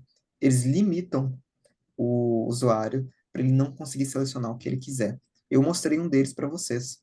Lá naquele primeiro programa, você só conseguia selecionar bancos de dados que existiam, né? Eu limitei. Como a gente faz isso? Cidade vai ser o nome dessa variável para o computador. Isso aqui vai aparecer na tela. E aí, você vai selecionar desse vetor cidades que eu coloquei. Então, as suas escolhas estão limitadas a esse vetor cidades aqui. Belo Horizonte, São Paulo, Rio de Janeiro, Salvador, enfim, você está limitado ao que está aqui. E aí, eu pego e te falo que o selecionado por padrão, quando você abre o aplicativo, é Belo Horizonte. Ok? Então, quando eu rodo isso aqui, ó, por padrão, está escrito Belo Horizonte, mas eu posso selecionar outro. Macapá, Palmas, que seja. Mas eu estou limitado, eu não consigo selecionar outra coisa. E isso é importante. Sempre que você puder limitar o usuário, faça isso. Não deixe as coisas abertas ou pense que o usuário vai estourar o seu programa. Ok? Parte da programação de desenvolvedor, de desenvolvimento de aplicativo, etc., é a paranoia. É você pensar como eu quebro isso. O meu orientador, na época que eu fiz aquele programa da CEMIG, ele era muito bom nisso. Eu mandava para ele depois de 2 semanas trabalhando, e aí no outro dia voltava para mim uma mensagem no WhatsApp: Ô, quebrei, viu? A Clori deixou de funcionar, resolve aí. E aí eu ficava mais uma semana trabalhando. Então, não sejam igual eu, limitem o usuário ou pensem em formas com que o usuário poderia quebrar o seu programa. Por exemplo, número aqui. Pô, se o cara colocar esse número aqui, será que vai dar problema para mim ou não? Você pode colocar que tem um limite, né, para o seu número que você está selecionando. E se o usuário colocar um número muito alto, o programa simplesmente vai falar, não, não dá para colocar esse número. E aí, isso é algo que eu vou mostrar para vocês depois, é alguma coisa que eu fiz. Ok? Bom, uma outra forma de limitar o usuário, que o pessoal tende até a gostar, são botões. Ok? Esse aqui, Esse input tem o nome de Radio Buttons. Deixa eu mostrar para vocês a carinha. São só botões que você seleciona. Qual é o seu animal favorito? Aí, olha só. Isso aqui vai ser o nome, isso aqui é o nome do usuário. E eu estou limitado a esse vetor aqui, animals, que eu criei ali em cima. Cachorro, gato, rato, pássaro, outro, ou eu odeio animal. Ok? Ele pega e te fala ali em cima. E esses são os botões que aparecem aqui. Essa é a limitação, não tem como eu clicar em mais nada, certo? Um outro muito usado é esse checkbox group input. O que que isso quer dizer? Eu quero que o usuário tenha capacidade de selecionar mais de um animal favorito. Então, o cara gosta de cachorro e gato. Então, ele pega e seleciona aqui. Gosta de pássaro, gosta de outro. Ok? E aí, ele vai armazenar essa escolha do usuário como se fosse em um vetor. Ok? E eu trabalho com isso. Se o cara tivesse selecionado cachorro e gato, eu assumo X. Se o cara tivesse selecionado cachorro e pássaro, eu assumo Y, e assim por diante. Ok? Se o cara tivesse selecionado todos, a gente pergunta se está certo, se aqui selecionar todo mundo mesmo, enfim. Um uso muito comum que eu ali, como pessoa que mexe muito com estatística, tenho, é esse checkbox aqui. Nota que os outros não são checkbox. Então, checkbox input, olha só, é bem intuitivo, né? Eu quero um checkbox, checkbox input. Mesma grafia que a gente sempre usa, e, por padrão, o valor está marcado como sim, a checkbox vem marcada. Aí, ele vem aqui e vai aparecer para o usuário. Você quer usar os dados padronizados? Então, pergunta que vai aparecer na tela, né? Você quer usar os dados padronizados? E aí, se isso aqui tiver selecionado, a gente faz uma certa conta lá no servidor. Se não tiver, a gente não faz a certa conta para padronizar os dados. Só como um exemplo, certo? Isso é algo bem útil ali quando você quer fazer. É quase um if, né? Se isso aqui estiver marcado, eu faço X. Se não, eu faço Y. E assim por diante. Tem muita flexibilidade. Toda a flexibilidade de uma linguagem de programação normal, né? C, R, Python, baseado nisso aqui. Tem outros tipos mais específicos aqui. Por exemplo, file input. O que que é? Eu quero criar gráficos desse banco de dados específico que eu só tenho no Excel. Isso é muito comum para a empresa, né? Então, você pode vir aqui e pedir file input. E eu vou chamar isso de upload. Ok? Para mim, isso vai aparecer como upload. Se eu quisesse escrever alguma coisa aqui, eu podia falar, mande o arquivo no Excel, por exemplo. E aí o cara pode clicar em Browse, ele abre aqui o seu navegador, e aí você seleciona, cara, eu quero esse aqui. E aí você abre, e baseado nisso, ele pode usar isso como banco de dados. Isso aqui é bem legal, tá? Isso aqui é muito útil, na minha opinião, porque você não fica preso a um banco de dados específico, você permite ao cliente mesmo alterar o banco de dados. E aí você pode fazer todo um trabalho, por exemplo, com o dplyr, né? dplyr, que é um pacote muito comum, eu imagino que muitos de vocês já tenham ouvido falar. Para esse input ali, você pode fazer todo um tratamento. Então, não importa o que o usuário mandar, qual bagunça no Excel ele mandar para você, o seu programa mesmo trata para tornar esse banco de dados alguma coisa paletável ali, né? Alguma coisa que seu programa consegue entender e trabalhar com ele. Isso é muito legal. Na minha experiência, o cliente ama isso, tá? Esse tipo de coisa, do cara poder mandar o negócio dele e o programa ter capacidade de tratar. O problema é que tratar diferentes arquivos é difícil, porque você tem que assumir todos os tipos de problema possíveis, tá? Então, às vezes dá erro, às vezes o usuário não gosta. Cuidado com isso aqui. Pode tornar seu programa extremamente forte, porém, é muito passível de dar problema também, porque você nunca sabe o que vou dar um upload ali, né? Ou, cara, eu quero mandar uma imagem, eu quero mandar um banco de dados, eu quero mandar uma música, que seja. Você consegue pegar esse arquivo e depois tocar. Por exemplo, tem output, toca a música do Shine. E aí ele toca a música que o usuário mandou. Seja, né? Bom, e aqui, um dos últimos são alguns dos mais utilizados no Shine, que são os botões. Não tem segredo. Botões, certo? Então, faça a coisa. Você clica aqui, igual eu tinha mostrado para vocês naquele DCMig, recalcula a posição da subbase. Aí eu clico no botão, recalcula o botão da subbase, e no momento que o cara clica, o programa, o aplicativo faz alguma coisa. E aí você consegue colocar uns ícones bonitinhos, né? Peça bebidas, aí coloca o íconezinho da bebida, ligue para X, coloca o telefonezinho aqui. Tem um tanto de ícone, tá? Esses ícones vêm de tipo um repositório gigantesco de ícone, que é dividido entre o R, Python, enfim. O que você pensar tem aqui, tá? Ah, fone de ouvido, eu quero teclado, eu quero que seja. Tem, tá? Isso aqui é para deixar bonitinho, né? E aí, tem essa funçãozinha aqui que chama Fluid Row, onde nela você pode trocar a classe das coisas. Isso aqui é só estético, tá? Eu quero que seja vermelho. Então, eu dou essa classe btn danger aqui. Ó, ficou vermelho. Eu quero btn lg, btn success. Esse success vai ficar verde e esse btn lg faz ficar grande, assim. Então, eu posso ir trocando as coisas. E aí a mesma grafia, tá vendo? Nome do computador, nome para o usuário e coisas específicas que eu nomeei aqui, que não são por ordem, mas... Ok, até aqui? Beleza. Então, o que eu queria mostrar para vocês com isso aqui? Tem um tanto de input que eu posso pedir. Tem muito mais do que esses, tá? Se tiver um input que vocês desejam, provavelmente tem no Shine.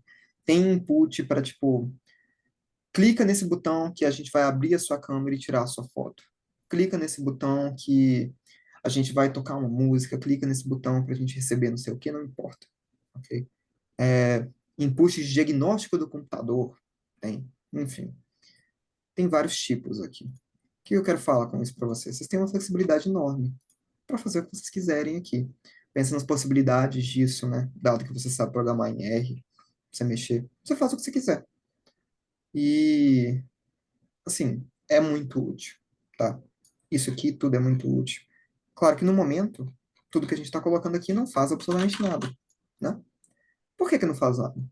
Poxa, não faz nada porque não tem output e não tem servidor, certo? Então, vamos tratar disso agora. Meu quarto exemplo é esse aqui. Esse quarto exemplo, ele é focado 100% nos outputs. Então, coisas que vão aparecer aqui no output para a gente. Ok? Então, vamos um por vez. Mesmo esquema, certo? Chamei a biblioteca Shine, e aí as saídas todas têm a mesma estrutura. Ele é o tipo de saída que você deseja, e depois a variável com que você vai chamar lá no servidor. Então, por exemplo, aqui, eu quero um tipo de saída em texto, text, output, e o nome dela para o meu servidor vai ser texto. Então, quando eu quiser chamar essa saída aqui, eu vou colocar output, tem vários tipos de output, certo? Dólar, texto. Isso aqui está se referindo a essa primeira saída ali do meu programa, ok? E esse aqui, esse text output, ele só solta um texto na tela. E verbatim text output é o que eu tinha falado para vocês. É como se fosse uma saída do R do console. Então pode sair número, pode sair o que quer que seja. Então, ó, se x recebe 1 e eu mando imprimir x, ele solta isso aqui na tela. A primeira linha de comando vai soltar 1. Mesma coisa com esse verbatim text output. Enquanto o text output, ele pede algo assim. Printa para mim, oi. Ele pega e imprime oi. Texto puro. Enquanto o verbatim é um console. Ok? Todos com a mesma grafia. A saída, o tipo de saída que eu desejo e o nome disso para mim. Ok? Tem outros comandos ali dentro, eu podia trocar algumas coisas, eu podia trocar o tamanho da caixa de texto, eu podia trocar o que seja. Sim. Você pode continuar escrevendo aqui e colocar outras coisas. Mas por hora, vamos ficar só com o basicão. Ok? Beleza. Saída de tabelas. Mesma coisa, não tem nenhuma diferença. Table output vai chamar tab. Tem esse data table output. Qual que é a diferença dos dois? Data table é uma tabela um pouco mais sofisticada. Olha só, isso aqui é uma table, ok? Só está te mostrando um tanto de dado. E isso aqui é uma data table. Ó, ele te dá algumas opções, eu consigo alinhar as coisas baseado em cada coluna, eu consigo pesquisar algo aqui, nacional, obviamente, né? Mas, vendo, por que tem 13 aqui? esse aqui tem 13, tal. Você consegue pesquisar o que você quiser. Se tiver uma sequência de nomes aqui, isso é muito útil, né, para você poder achar o que você quer. Você consegue trocar o número de linhas que ele vai mostrando, ele passa a página, enfim, várias páginas que eu posso passar. Você pode trocar as coisas, enfim. Tem uma infinidade de opções dentro de uma data table aqui. Eu tendo a preferir a data table, a não ser que eu queira mostrar algo bem simplesinho, uma tabelinha pequena de resultados. Vocês veem que naquele da CMake, quando eu reposicionava subbase, eu soltava um table output para mostrar o quanto, qual foi a média nova de tempo de atendimento, qual foi a variância, enfim. Mostrava numa tabelinha. Não precisa de uma data table para isso, né? E aí, a gente tem saída de gráficos, que, não surpreendente, né? O nome é plot output. Ok? Esse primeiro eu vou chamar de plot 1. E olha só, dessa vez eu dei um comando extra. E aí eu dei um nome, e não é posicional. Ok? O tamanho disso aqui vai ser 400 pixels. E para o plot 2, vai chamar, o tamanho também vai ser 400 pixels. Ok? Bom, um programa no Shine é constituído dos inputs e dos outputs. Porém, para os outputs aparecerem na tela, alguma coisa tem que ser feita. Isso aqui no momento, plot 1, plot 2, tab dinâmica, que seja, são variáveis vazias. Não tem absolutamente nada aqui. Então, o meu trabalho no output, no meu servidor, desculpa, vai ser preencher essas variáveis aqui. Ok? E como que eu vou preencher isso? Eu preencho dentro do servidor usando essa mesma grafia. São as funções render mais o tipo de output. Então, cada tipo de output pede uma função render diferente. Render text, render print, render table, render data table, render plot, tem o render leaflet, que é aquele que cria os mapas, e assim por diante. Ok? Alguém tem alguma pergunta aí? Estou ouvindo alguém falar? Acho que não, né? Ok. Bom, então, eu vou ter aqui começar a preencher essas variáveis vazias que eu criei. A primeira variável vazia que eu criei é text output texto. Ok? E aí, o que eu vou fazer? Eu vou usar renderiza o texto, render text. E eu vou salvar o que quer que tenha dentro desse render text dentro da minha variável texto. Como eu me refiro a essa variável dentro do servidor? Sempre assim, output, texto, output, o nome que eu dei para essa variável aqui. Ok? Render text. E aqui, eu não estou interessado em nada muito complicado, eu só quero que essa variável texto contenha essa frase, output de teste. Okay? Se eu rodar aqui, olha só, aqui em cima, ele fala output de teste. Mais nada, bem simplesinho. Okay? Depois disso, cara, eu quero que saia como se fosse um console do R nessa variável console. Então, ó, esse aqui é o primeiro bloquinho que eu fiz falando do primeiro output, eu expliquei. Isso aqui é a saída de texto, vai junto com o teste output e tal. Sempre bom você colocar um comentário em cima de cada bloquinho que você fizer. Esse segundo bloco aqui é a saída do seu verbatim text output.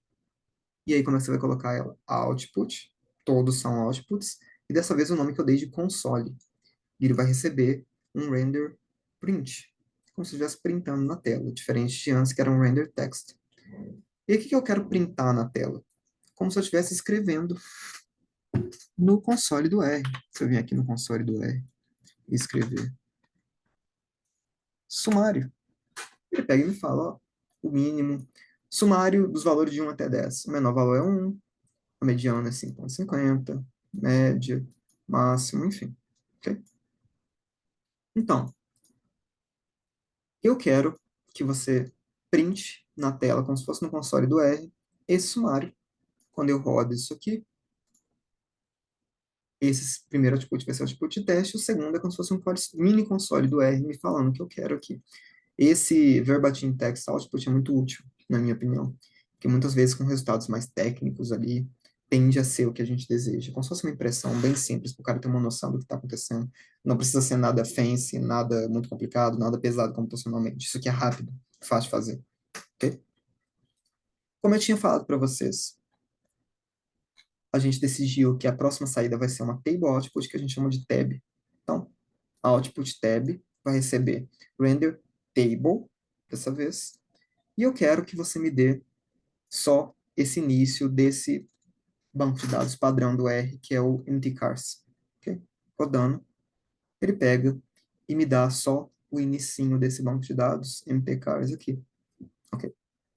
Só isso. Então, me mostrou isso. Agora, eu tenho essa variável da data table output que eu tinha falado com vocês, dei o nome de tab dinâmica, peguei e usei a função render data table dessa vez. E aí, eu quero que você imprima todo o banco de dados mtcars, não só um pedacinho dele, usando essa tabela maior.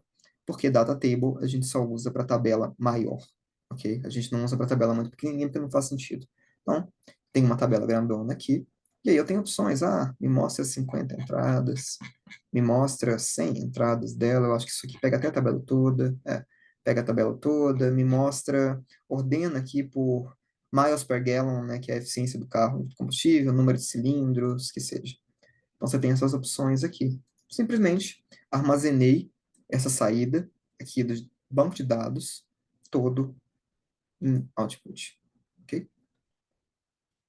Bom, saída de gráficos, né? Eu virei aqui e falei para vocês, putz, eu quero um output de gráfico aqui, seja um histograma, um boxplot, um plot normal, um scatterplot, que seja.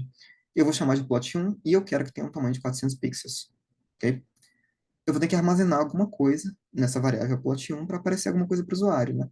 Então, a gente vem aqui no output chamado plot 1, eu vou usar a função renderPlot e eu vou plotar alguma coisa.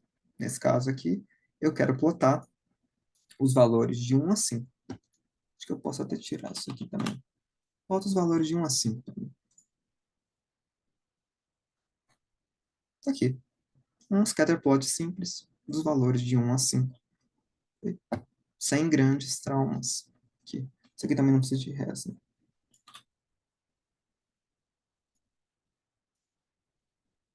Ó, parou de dar os avisos porque aquele res não está ali mais. Então, plotou os valores de 1 a 5 para mim. E o segundo plot aqui, vejam que eu não mudei nada. Continua sendo um tipo de plot. Não importa se o plot é histograma, se o plot é boxplot. Tem outros tipos que são específicos e ficam lindos também? Tem. Tem plots específicos para o ggplot. Tem plots específicos para outros tipos de plot interativos, que é uma coisa que a gente vai ver depois, tá? Mas por hora, só estou preocupado em um plot simples. E aqui, esse plot 2 que eu chamei, eu quero que ele seja um histograma dos valores indo de 1 a 5. Então, rodando isso aqui, ele pega e me mostra um histograma dos valores indo de 1 a 5. 1, 2, 3, 4, 5, tá aqui. Ok? Só isso. Sem muitos dramas aqui. E aí, como sempre, né, no fim a gente chama a função de criar o aplicativo com a UI e o servidor que a gente colocou. Ok? Isso aqui são só alguns exemplos para vocês de tipos de inputs e outputs para vocês usarem. Tem outros? Tem. Tem vários outros. Mas é um início, certo? Bom, beleza. Até o momento, a gente viu coisas muito rudimentares aqui. Agora, a gente pode começar a ver de programas que reagem ao que o usuário faz. Então, por exemplo, antes a gente via ali, eu quero um input de idade. Agora, eu quero que o programa tenha a capacidade de ler o que o usuário escreveu aqui e fazer alguma coisa aqui do lado. Okay? Nesse caso, é um caso bem simplesinho. O usuário vem, escreve algum valor aqui, e aí ele pega e imprime nessa saída aqui o que o usuário fez. Então tem um nível de interatividade ali. Depois a gente vai para essas partes aqui, todas as outras opções. Por hora, eu só quero que vocês foquem nessa parte de texto. Aqui, como a gente fez isso? Bom, agora a gente vai começar a ficar um pouco mais sofisticado. Se vocês olharem, por exemplo, nesse de output que a gente estava usando antes, estava tudo um embaixo do outro, né?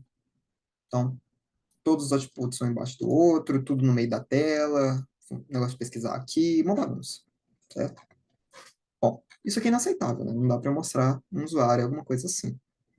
Então, a gente vai começar a organizar um pouco mais essa nossa UI, dado que a gente já tem as ferramentas para pedir os inputs que a gente precisa e os outputs que a gente precisa. Uma das primeiras coisas que a gente vai fazer é usar um tipo de layout diferente. Tem vários, tá? Eu acho que o sidebar layout é o mais utilizado. O que que é? Ele é uma forma de eu forçar todos os meus inputs a ficarem à esquerda. Então, você vê, eu abri essa função aqui, Fluid Page, tá falando, eu vou começar a escrever o UI, hein? E aí eu abri essa Fluid Page aqui, e aí dentro da Fluid Page, eu abri um Sidebar Layout. O que que eu estou te falando? Ó, eu vou começar a escrever os inputs, hein? Coloca todos à esquerda, Sidebar Layout. E aí, eu vou começar a trabalhar aqui dentro, nesse Sidebar Layout.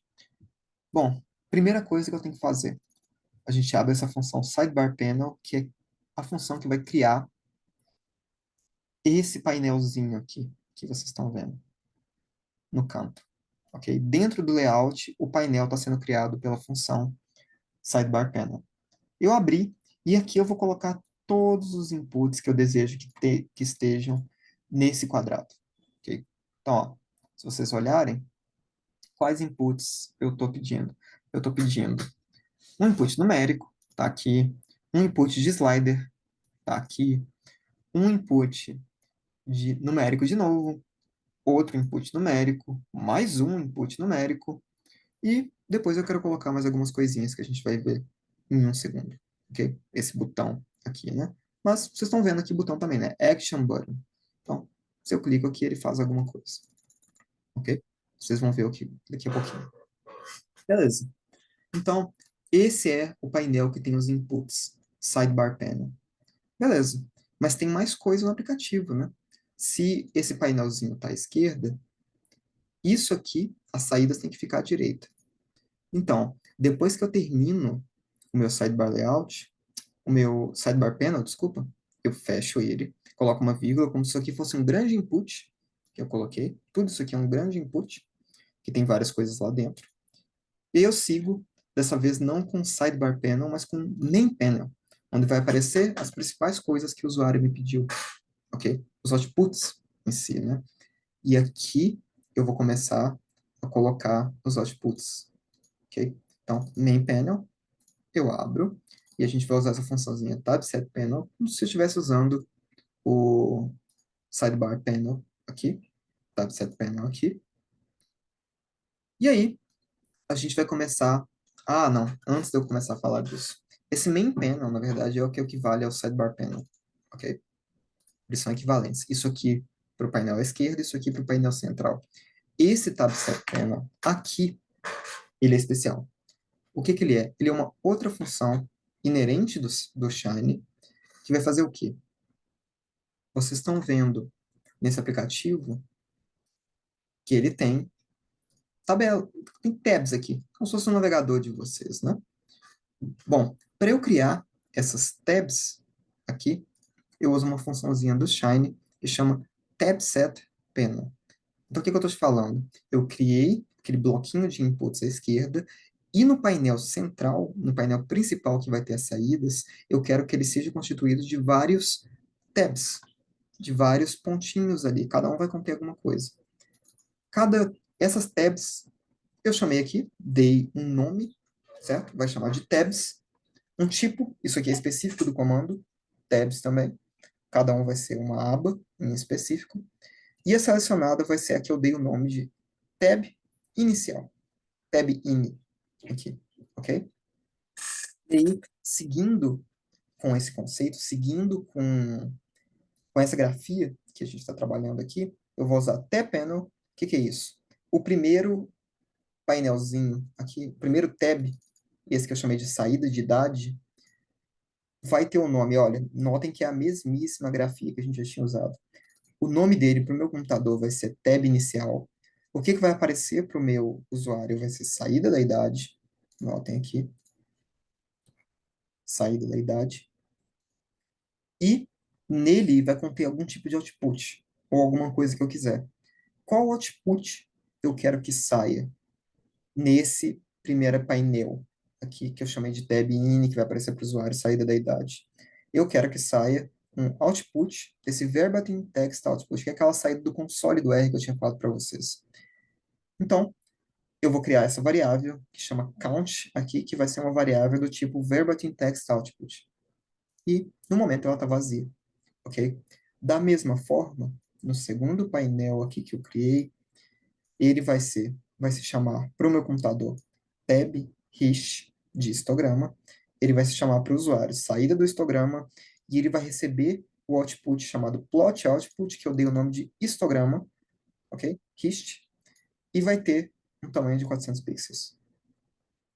E aí, só para vocês verem um outro tipo, tem a última aba ali que eu criei, essa aqui, saída do gráfico de dispersão. Para o meu computador, eu vou chamar tab disp, saída do gráfico de dispersão para o usuário. Ela vai receber o output chamado plot, ok? Beleza. Esse primeiro parênteses aqui fecha esse painel de tabelas de tabs que eu criei, ok? Ele fecha esse painelzinho de múltiplas abas que eu posso abrir. O segundo fecha o main panel, que é o equivalente ao bloquinho à esquerda e o bloquinho do meio. Ele fecha o bloco do meio, que tem os outputs, né, e as tabelinhas.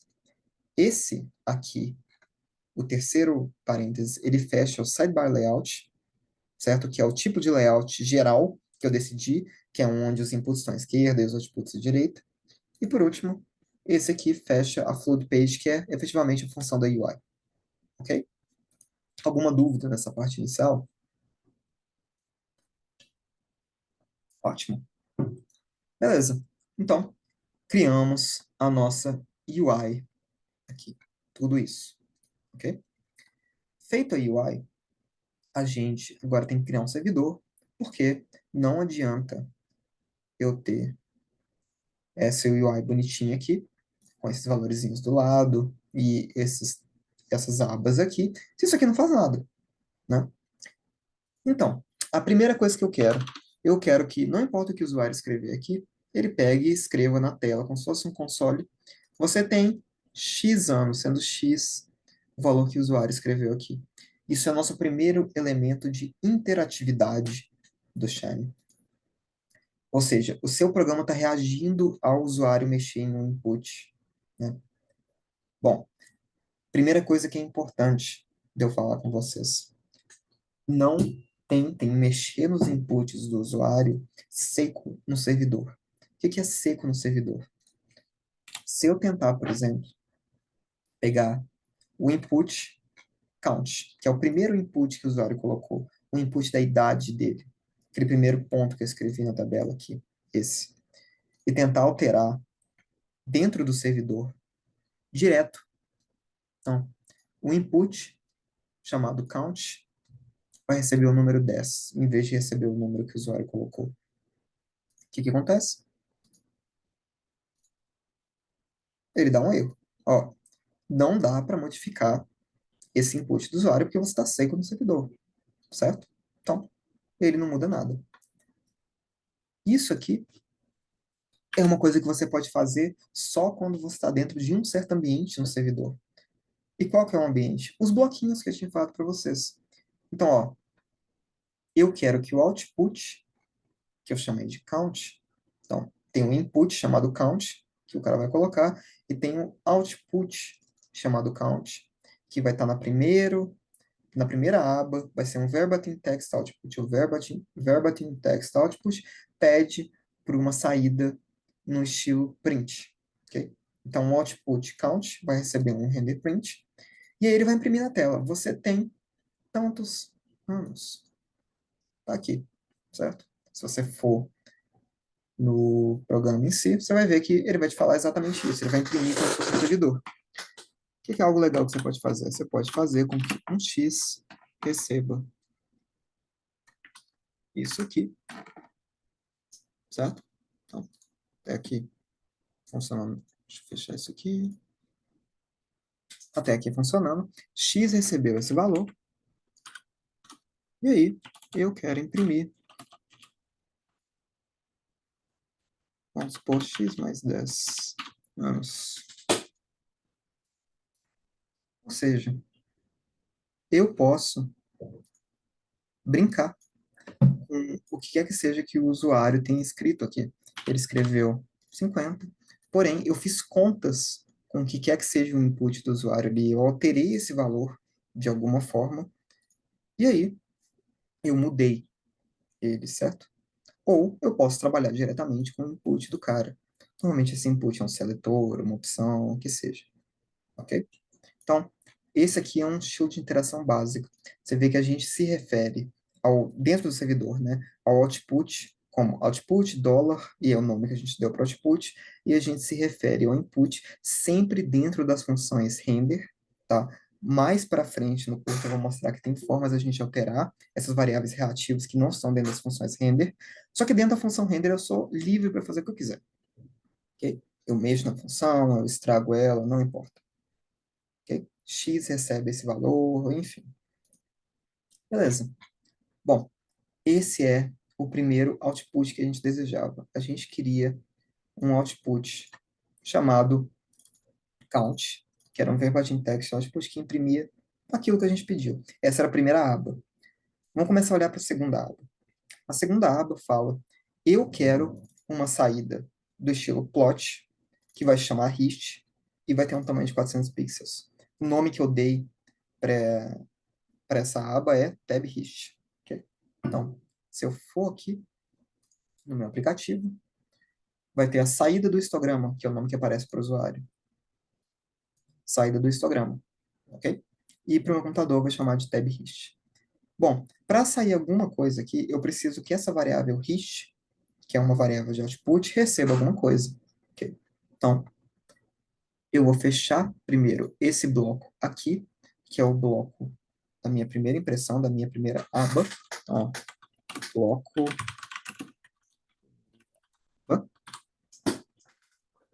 e eu vou fazer um bloco para a segunda aba.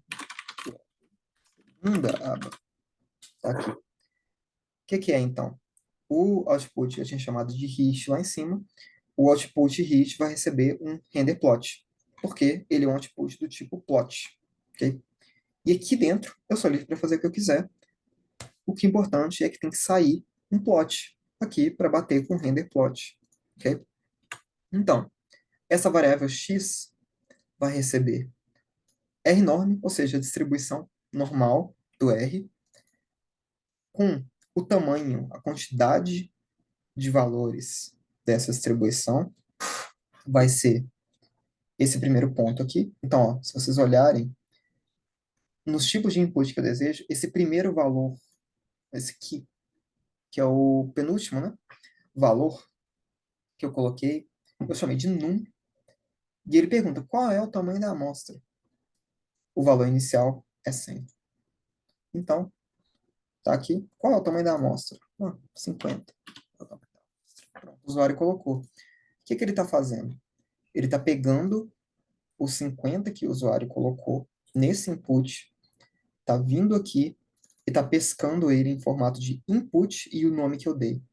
Então, aqui é como se eu tivesse escrito 50, porque o usuário escreveu 50. Ele reagiu e esse número mudou de acordo com a seleção do usuário. Aqui é a mesma coisa. Ó, eu quero uma distribuição normal de tamanho n, média mi e variância ou desvio padrão sigma. Ok? Bom, para média, eu vou no que o usuário colocou. Deixa eu até mostrar no aplicativo. No que o usuário colocou como média, pego esse valor e jogo ele aqui.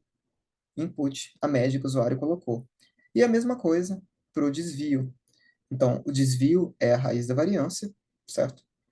Eu vim aqui, eu perguntei para o usuário, qual que é a variância da distribuição? E aí, o cara coloca que a variância é 10, logo, o desvio padrão é a raiz dessa variância.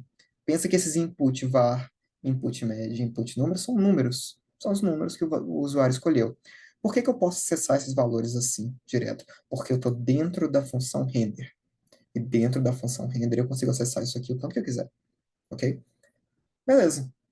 Então, eu gerei uma distribuição normal com tamanho n igual ao que o usuário escolheu, média igual ao que o usuário escolheu e variância ou desvio padrão igual ao que o usuário escolheu. E baseado nisso, eu vou guardar essa distribuição numa variável x e eu vou fazer um histograma dessa variável com um número de bins, com um número de barras do histograma igual a outra coisa que o usuário me pediu, n bins, aqui, que está aqui, nesse slider input. Se vocês verem, o que que o coisa que me pediu, o que que o slider me pediu. Quantas barras do boxplot você deseja? E aí o usuário pode escolher de 1 a 50 barras. Aqui. E o valor que ele colocou vai ser usado aqui dentro, em breaks, que é a quantidade de barrinhas do histograma. Vai ser igual a, por exemplo, no momento, 45, ok? E aí, eu dei uma corzinha, a cor vai ser esse azul aqui, porque eu achei ele bonito, ok? Fecho esse segundo bloco aqui. Então, quando estiver rodando, tá aqui a saída do histograma, certo?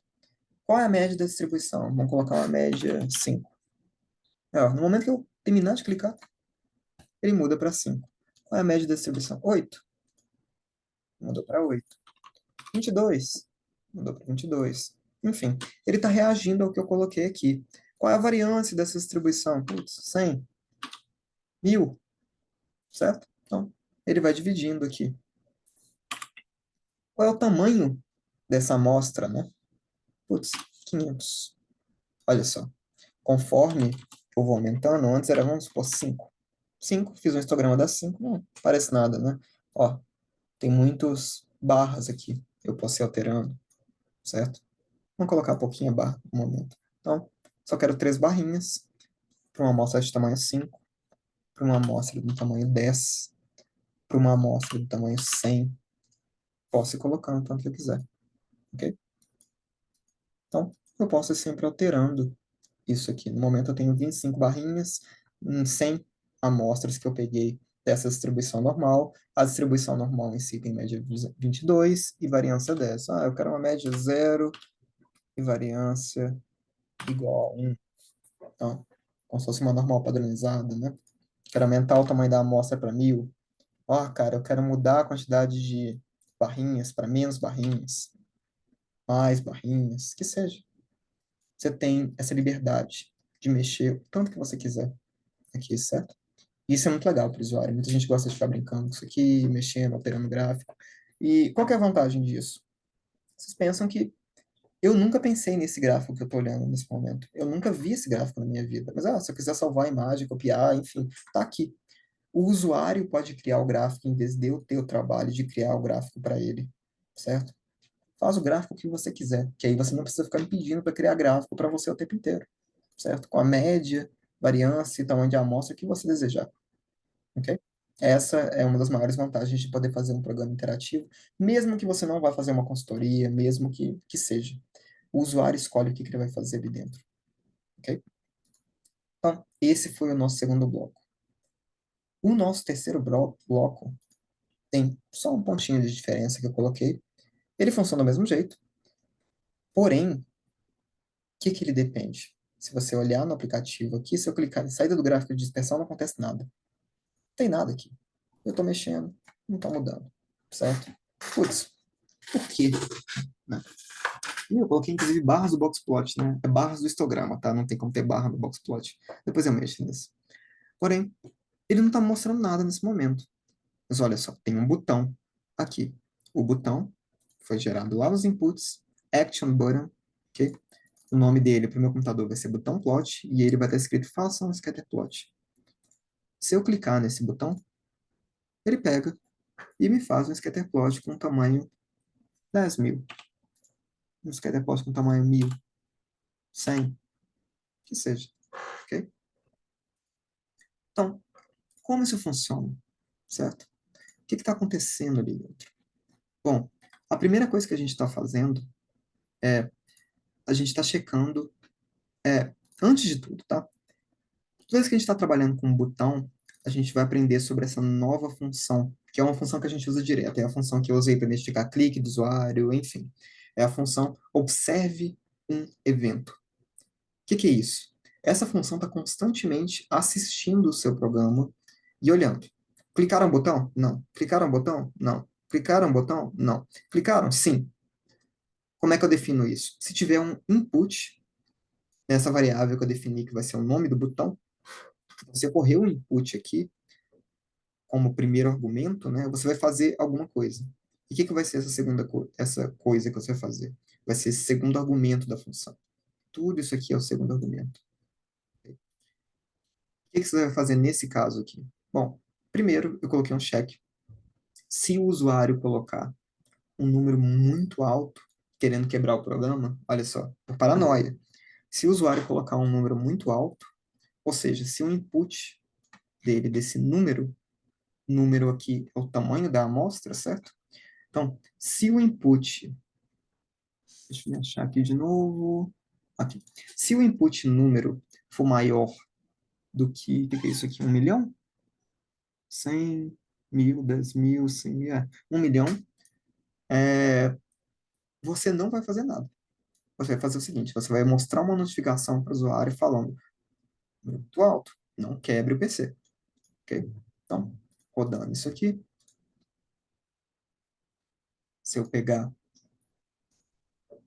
um número muito alto, ó, deixa eu dar uma notificação aqui do lado. Tem como você mudar essas notificações para aparecer alguma coisa bonitinha, rodando, que seja, mas ele pega e te fala, eu não vou fazer isso, porque senão vai travar o computador inteiro, ok?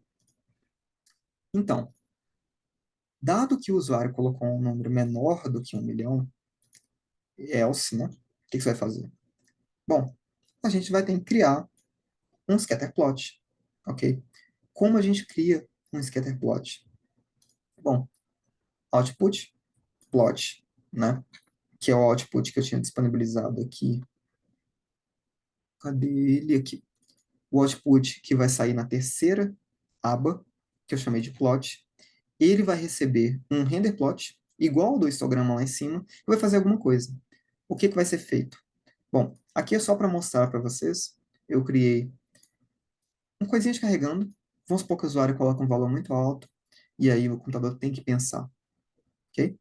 Ele vai criar, então, vai mostrar uma telinha de carregando que vai impedir o usuário de clicar em outras coisas. Isso é muito útil, eu recomendo que vocês façam mesmo quando vocês forem fazer um programa pesado, de colocar alguma telinha de carregando que impede o usuário de continuar clicando nas coisas, ok? A não ser que você queira que ele faça isso, aí beleza.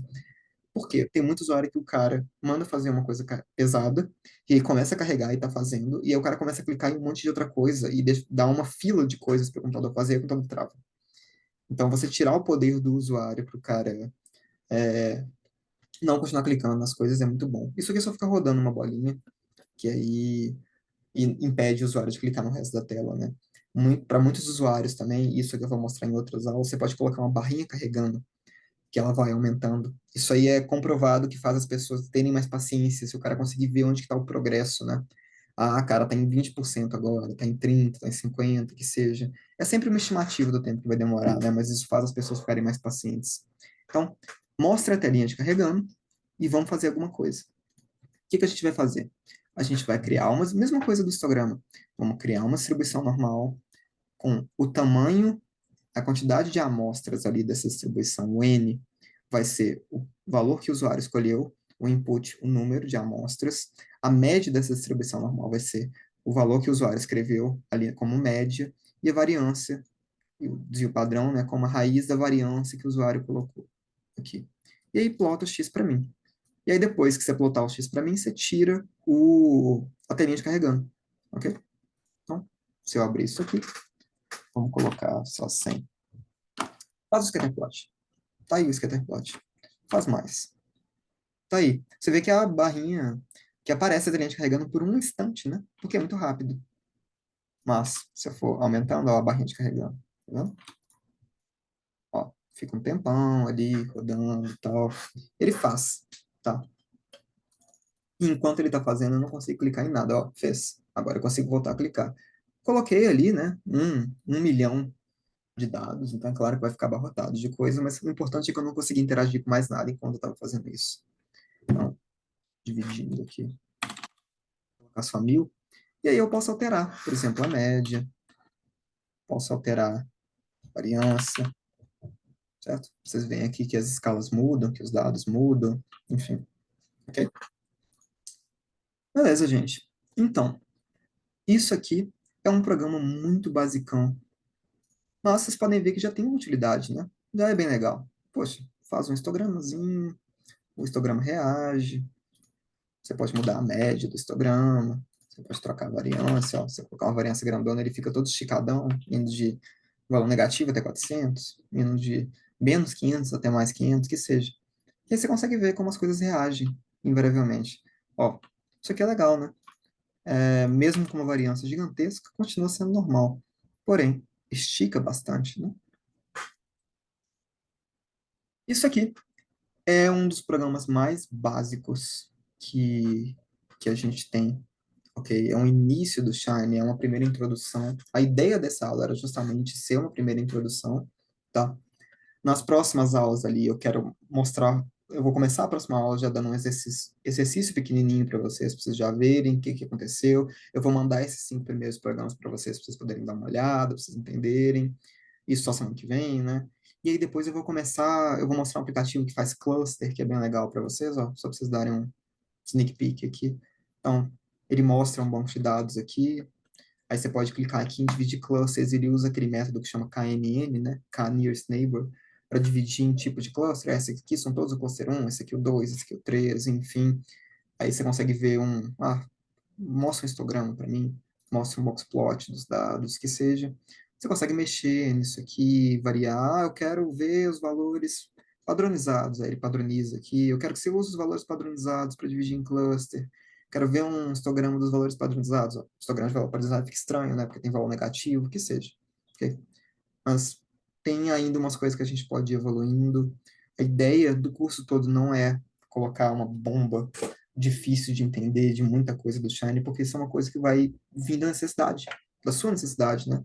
Você pode precisar de muita coisa do Shine, ou você pode precisar de só um programinha, né? A ideia é dar as ferramentas para você conseguir fazer qualquer um deles. Uma outra coisa que eu queria falar com vocês é que eu vou mandar isso aqui para vocês. O Shine, eles fizeram essa cola do Shine aqui, que eu acho bem legal. Isso aqui são 2 slides super carregados de coisa, mas eles são uma colinha. Eles têm um bocado de coisa aqui, dando instruções bem simples de como você faz o básico do Shine, ok? Ah, cara, como é que eu mando isso para a nuvem? Eu vou explicar numa próxima aula, mas está aqui. Você vai em Shine Apps I/O, você cria tua conta, você pode pagar para ter mais espaço no servidor. Isso é alguma coisa que eu tive que fazer lá com a CEMIG, porque o meu programa precisava de mais de 8 GB de RAM, e aí o Shine não disponibilizava isso de graça, aí o SMIC pagou, enfim, vários tipos aqui de funções que você pode ter, que seja, tá vendo? Input functions, tá aqui várias delas, né? Por exemplo, aqui o text input que eu tinha falado com vocês, cada uma delas varia, isso aqui é ótimo para ter se você esquecer de alguma coisa, tá? Eu sempre recomendo ter a colinha, caso você queira olhar alguma coisa, porque pode salvar, nunca se sabe, né? E outra coisa que eu vou mandar para vocês, eu devo mandar hoje mesmo, ou amanhã, porque hoje está já tarde, né? É isso aqui. É o pacotão, é o compilado de vários pacotes, cada um contendo alguma coisa, e aí tem uma explicaçãozinha do que cada um faz. Isso aqui é maravilhoso. Nossa, isso aqui, eu garanto que se você for trabalhar com Shiny, isso aqui vai ser necessário, isso aqui vai te salvar. Eu gostaria tanto de ter aprendido sobre isso antes de eu ter aprendido na marra, né? Mas, por exemplo, drag and drop inputs, você pode arrastar coisa para o ggplot. Nossa, que legal, sabe? Muita coisa altera ali dentro. Então, eu não vou continuar com esse exemplo aqui do TCL, Teorema Central do Limite, ele fica para a próxima aula, só para não sobrecarregar vocês. Eu entendo que essa aula inicial, ela tende a ser coisa demais, né? Até minha garganta tá doendo de tanto que eu tô falando. Mas isso é só para dar as primeiras ferramentas para vocês. Nas próximas aulas a gente vai ter uns momentozinhos mais tranquilos, uns momentos que vocês podem me fazer pergunta, que a gente vai fazer uns exercícios, tá? Mas essa aula aqui eu me importei muito de fazer alguma coisa que vai dar as ferramentas básicas para vocês poderem começar a ter dúvida, né? Porque vocês nunca viram Shine antes. Eu vou mandar esses 5 programas para vocês poderem mexer neles o tanto que vocês quiserem, ok? Bom, gente, até onde eu sei é isso. Deixa eu ver se como é que eu abro de novo o coisa. Ih, eu não tenho ideia. Não mexo com o Zoom. Como é que eu abro a minha tela? Enfim, ele está me mostrando aqui, eu estou vendo o pessoal que entrou, enfim, ok? Bom, é isso por hoje, tá, gente? Eu vejo você semana que vem. Alguém tem alguma dúvida que gostaria de perguntar? Algum comentário, alguma sugestão? Achou muito rápido? Era só para saber se essa aula vai ficar gravada. Vai sim, vai sim. Eu estou gravando aqui. Assim que eu terminar de falar, eu vou parar de gravar e eu vou mandar o arquivo para vocês, ok? Ô, Vitor, Hum, você conhece o livro chamado Mastering Shine? É um livro que tem um conheço. pombo na capa. Conheço, Ele é sim. legal? Sim, é um bom livro, tá? É um bom livro para começar. O negócio do Shine é que tem muito tutorial na internet também. Não precisa ser vídeo, não, tá? Procura, tipo, Shine Tutorial no Google, que vai aparecer, tipo, 5 diferentes para você. Se você chutar uma árvore, cai um tutorial do Shine. Então, assim, você acha alguma coisa legal, tem muito recurso para o Shine. A ideia aqui do curso é só dar um basicão para vocês, mas com certeza, livros, tem tutoriais. Eu posso até mandar alguns tutoriais que eu usei quando eu estava começando para vocês também, porque eles são texto, né? Então, você pode ler, parar, você não precisa depender de vídeo. E aí pode Mas ser. Gente, diga. se eu fizer desse livro assim, minha referência, para começar, tá ruim ou tá Não, é bom? um bom livro. Pode usar ele, sim. Eu conheço o livro. Eu já Beleza, usei ele de referência também algumas vezes que eu precisava. Pode usar, sem problemas. beleza. Obrigado, viu? Até semana que vem. De nada. Até semana que vem. Mais alguma dúvida, alguma pergunta, comentário? Bom, beleza. Tranquilo. Diga, Eric. Pode falar. Não, tranquilo. Muito bom. Obrigado, viu? Boa noite. Beleza.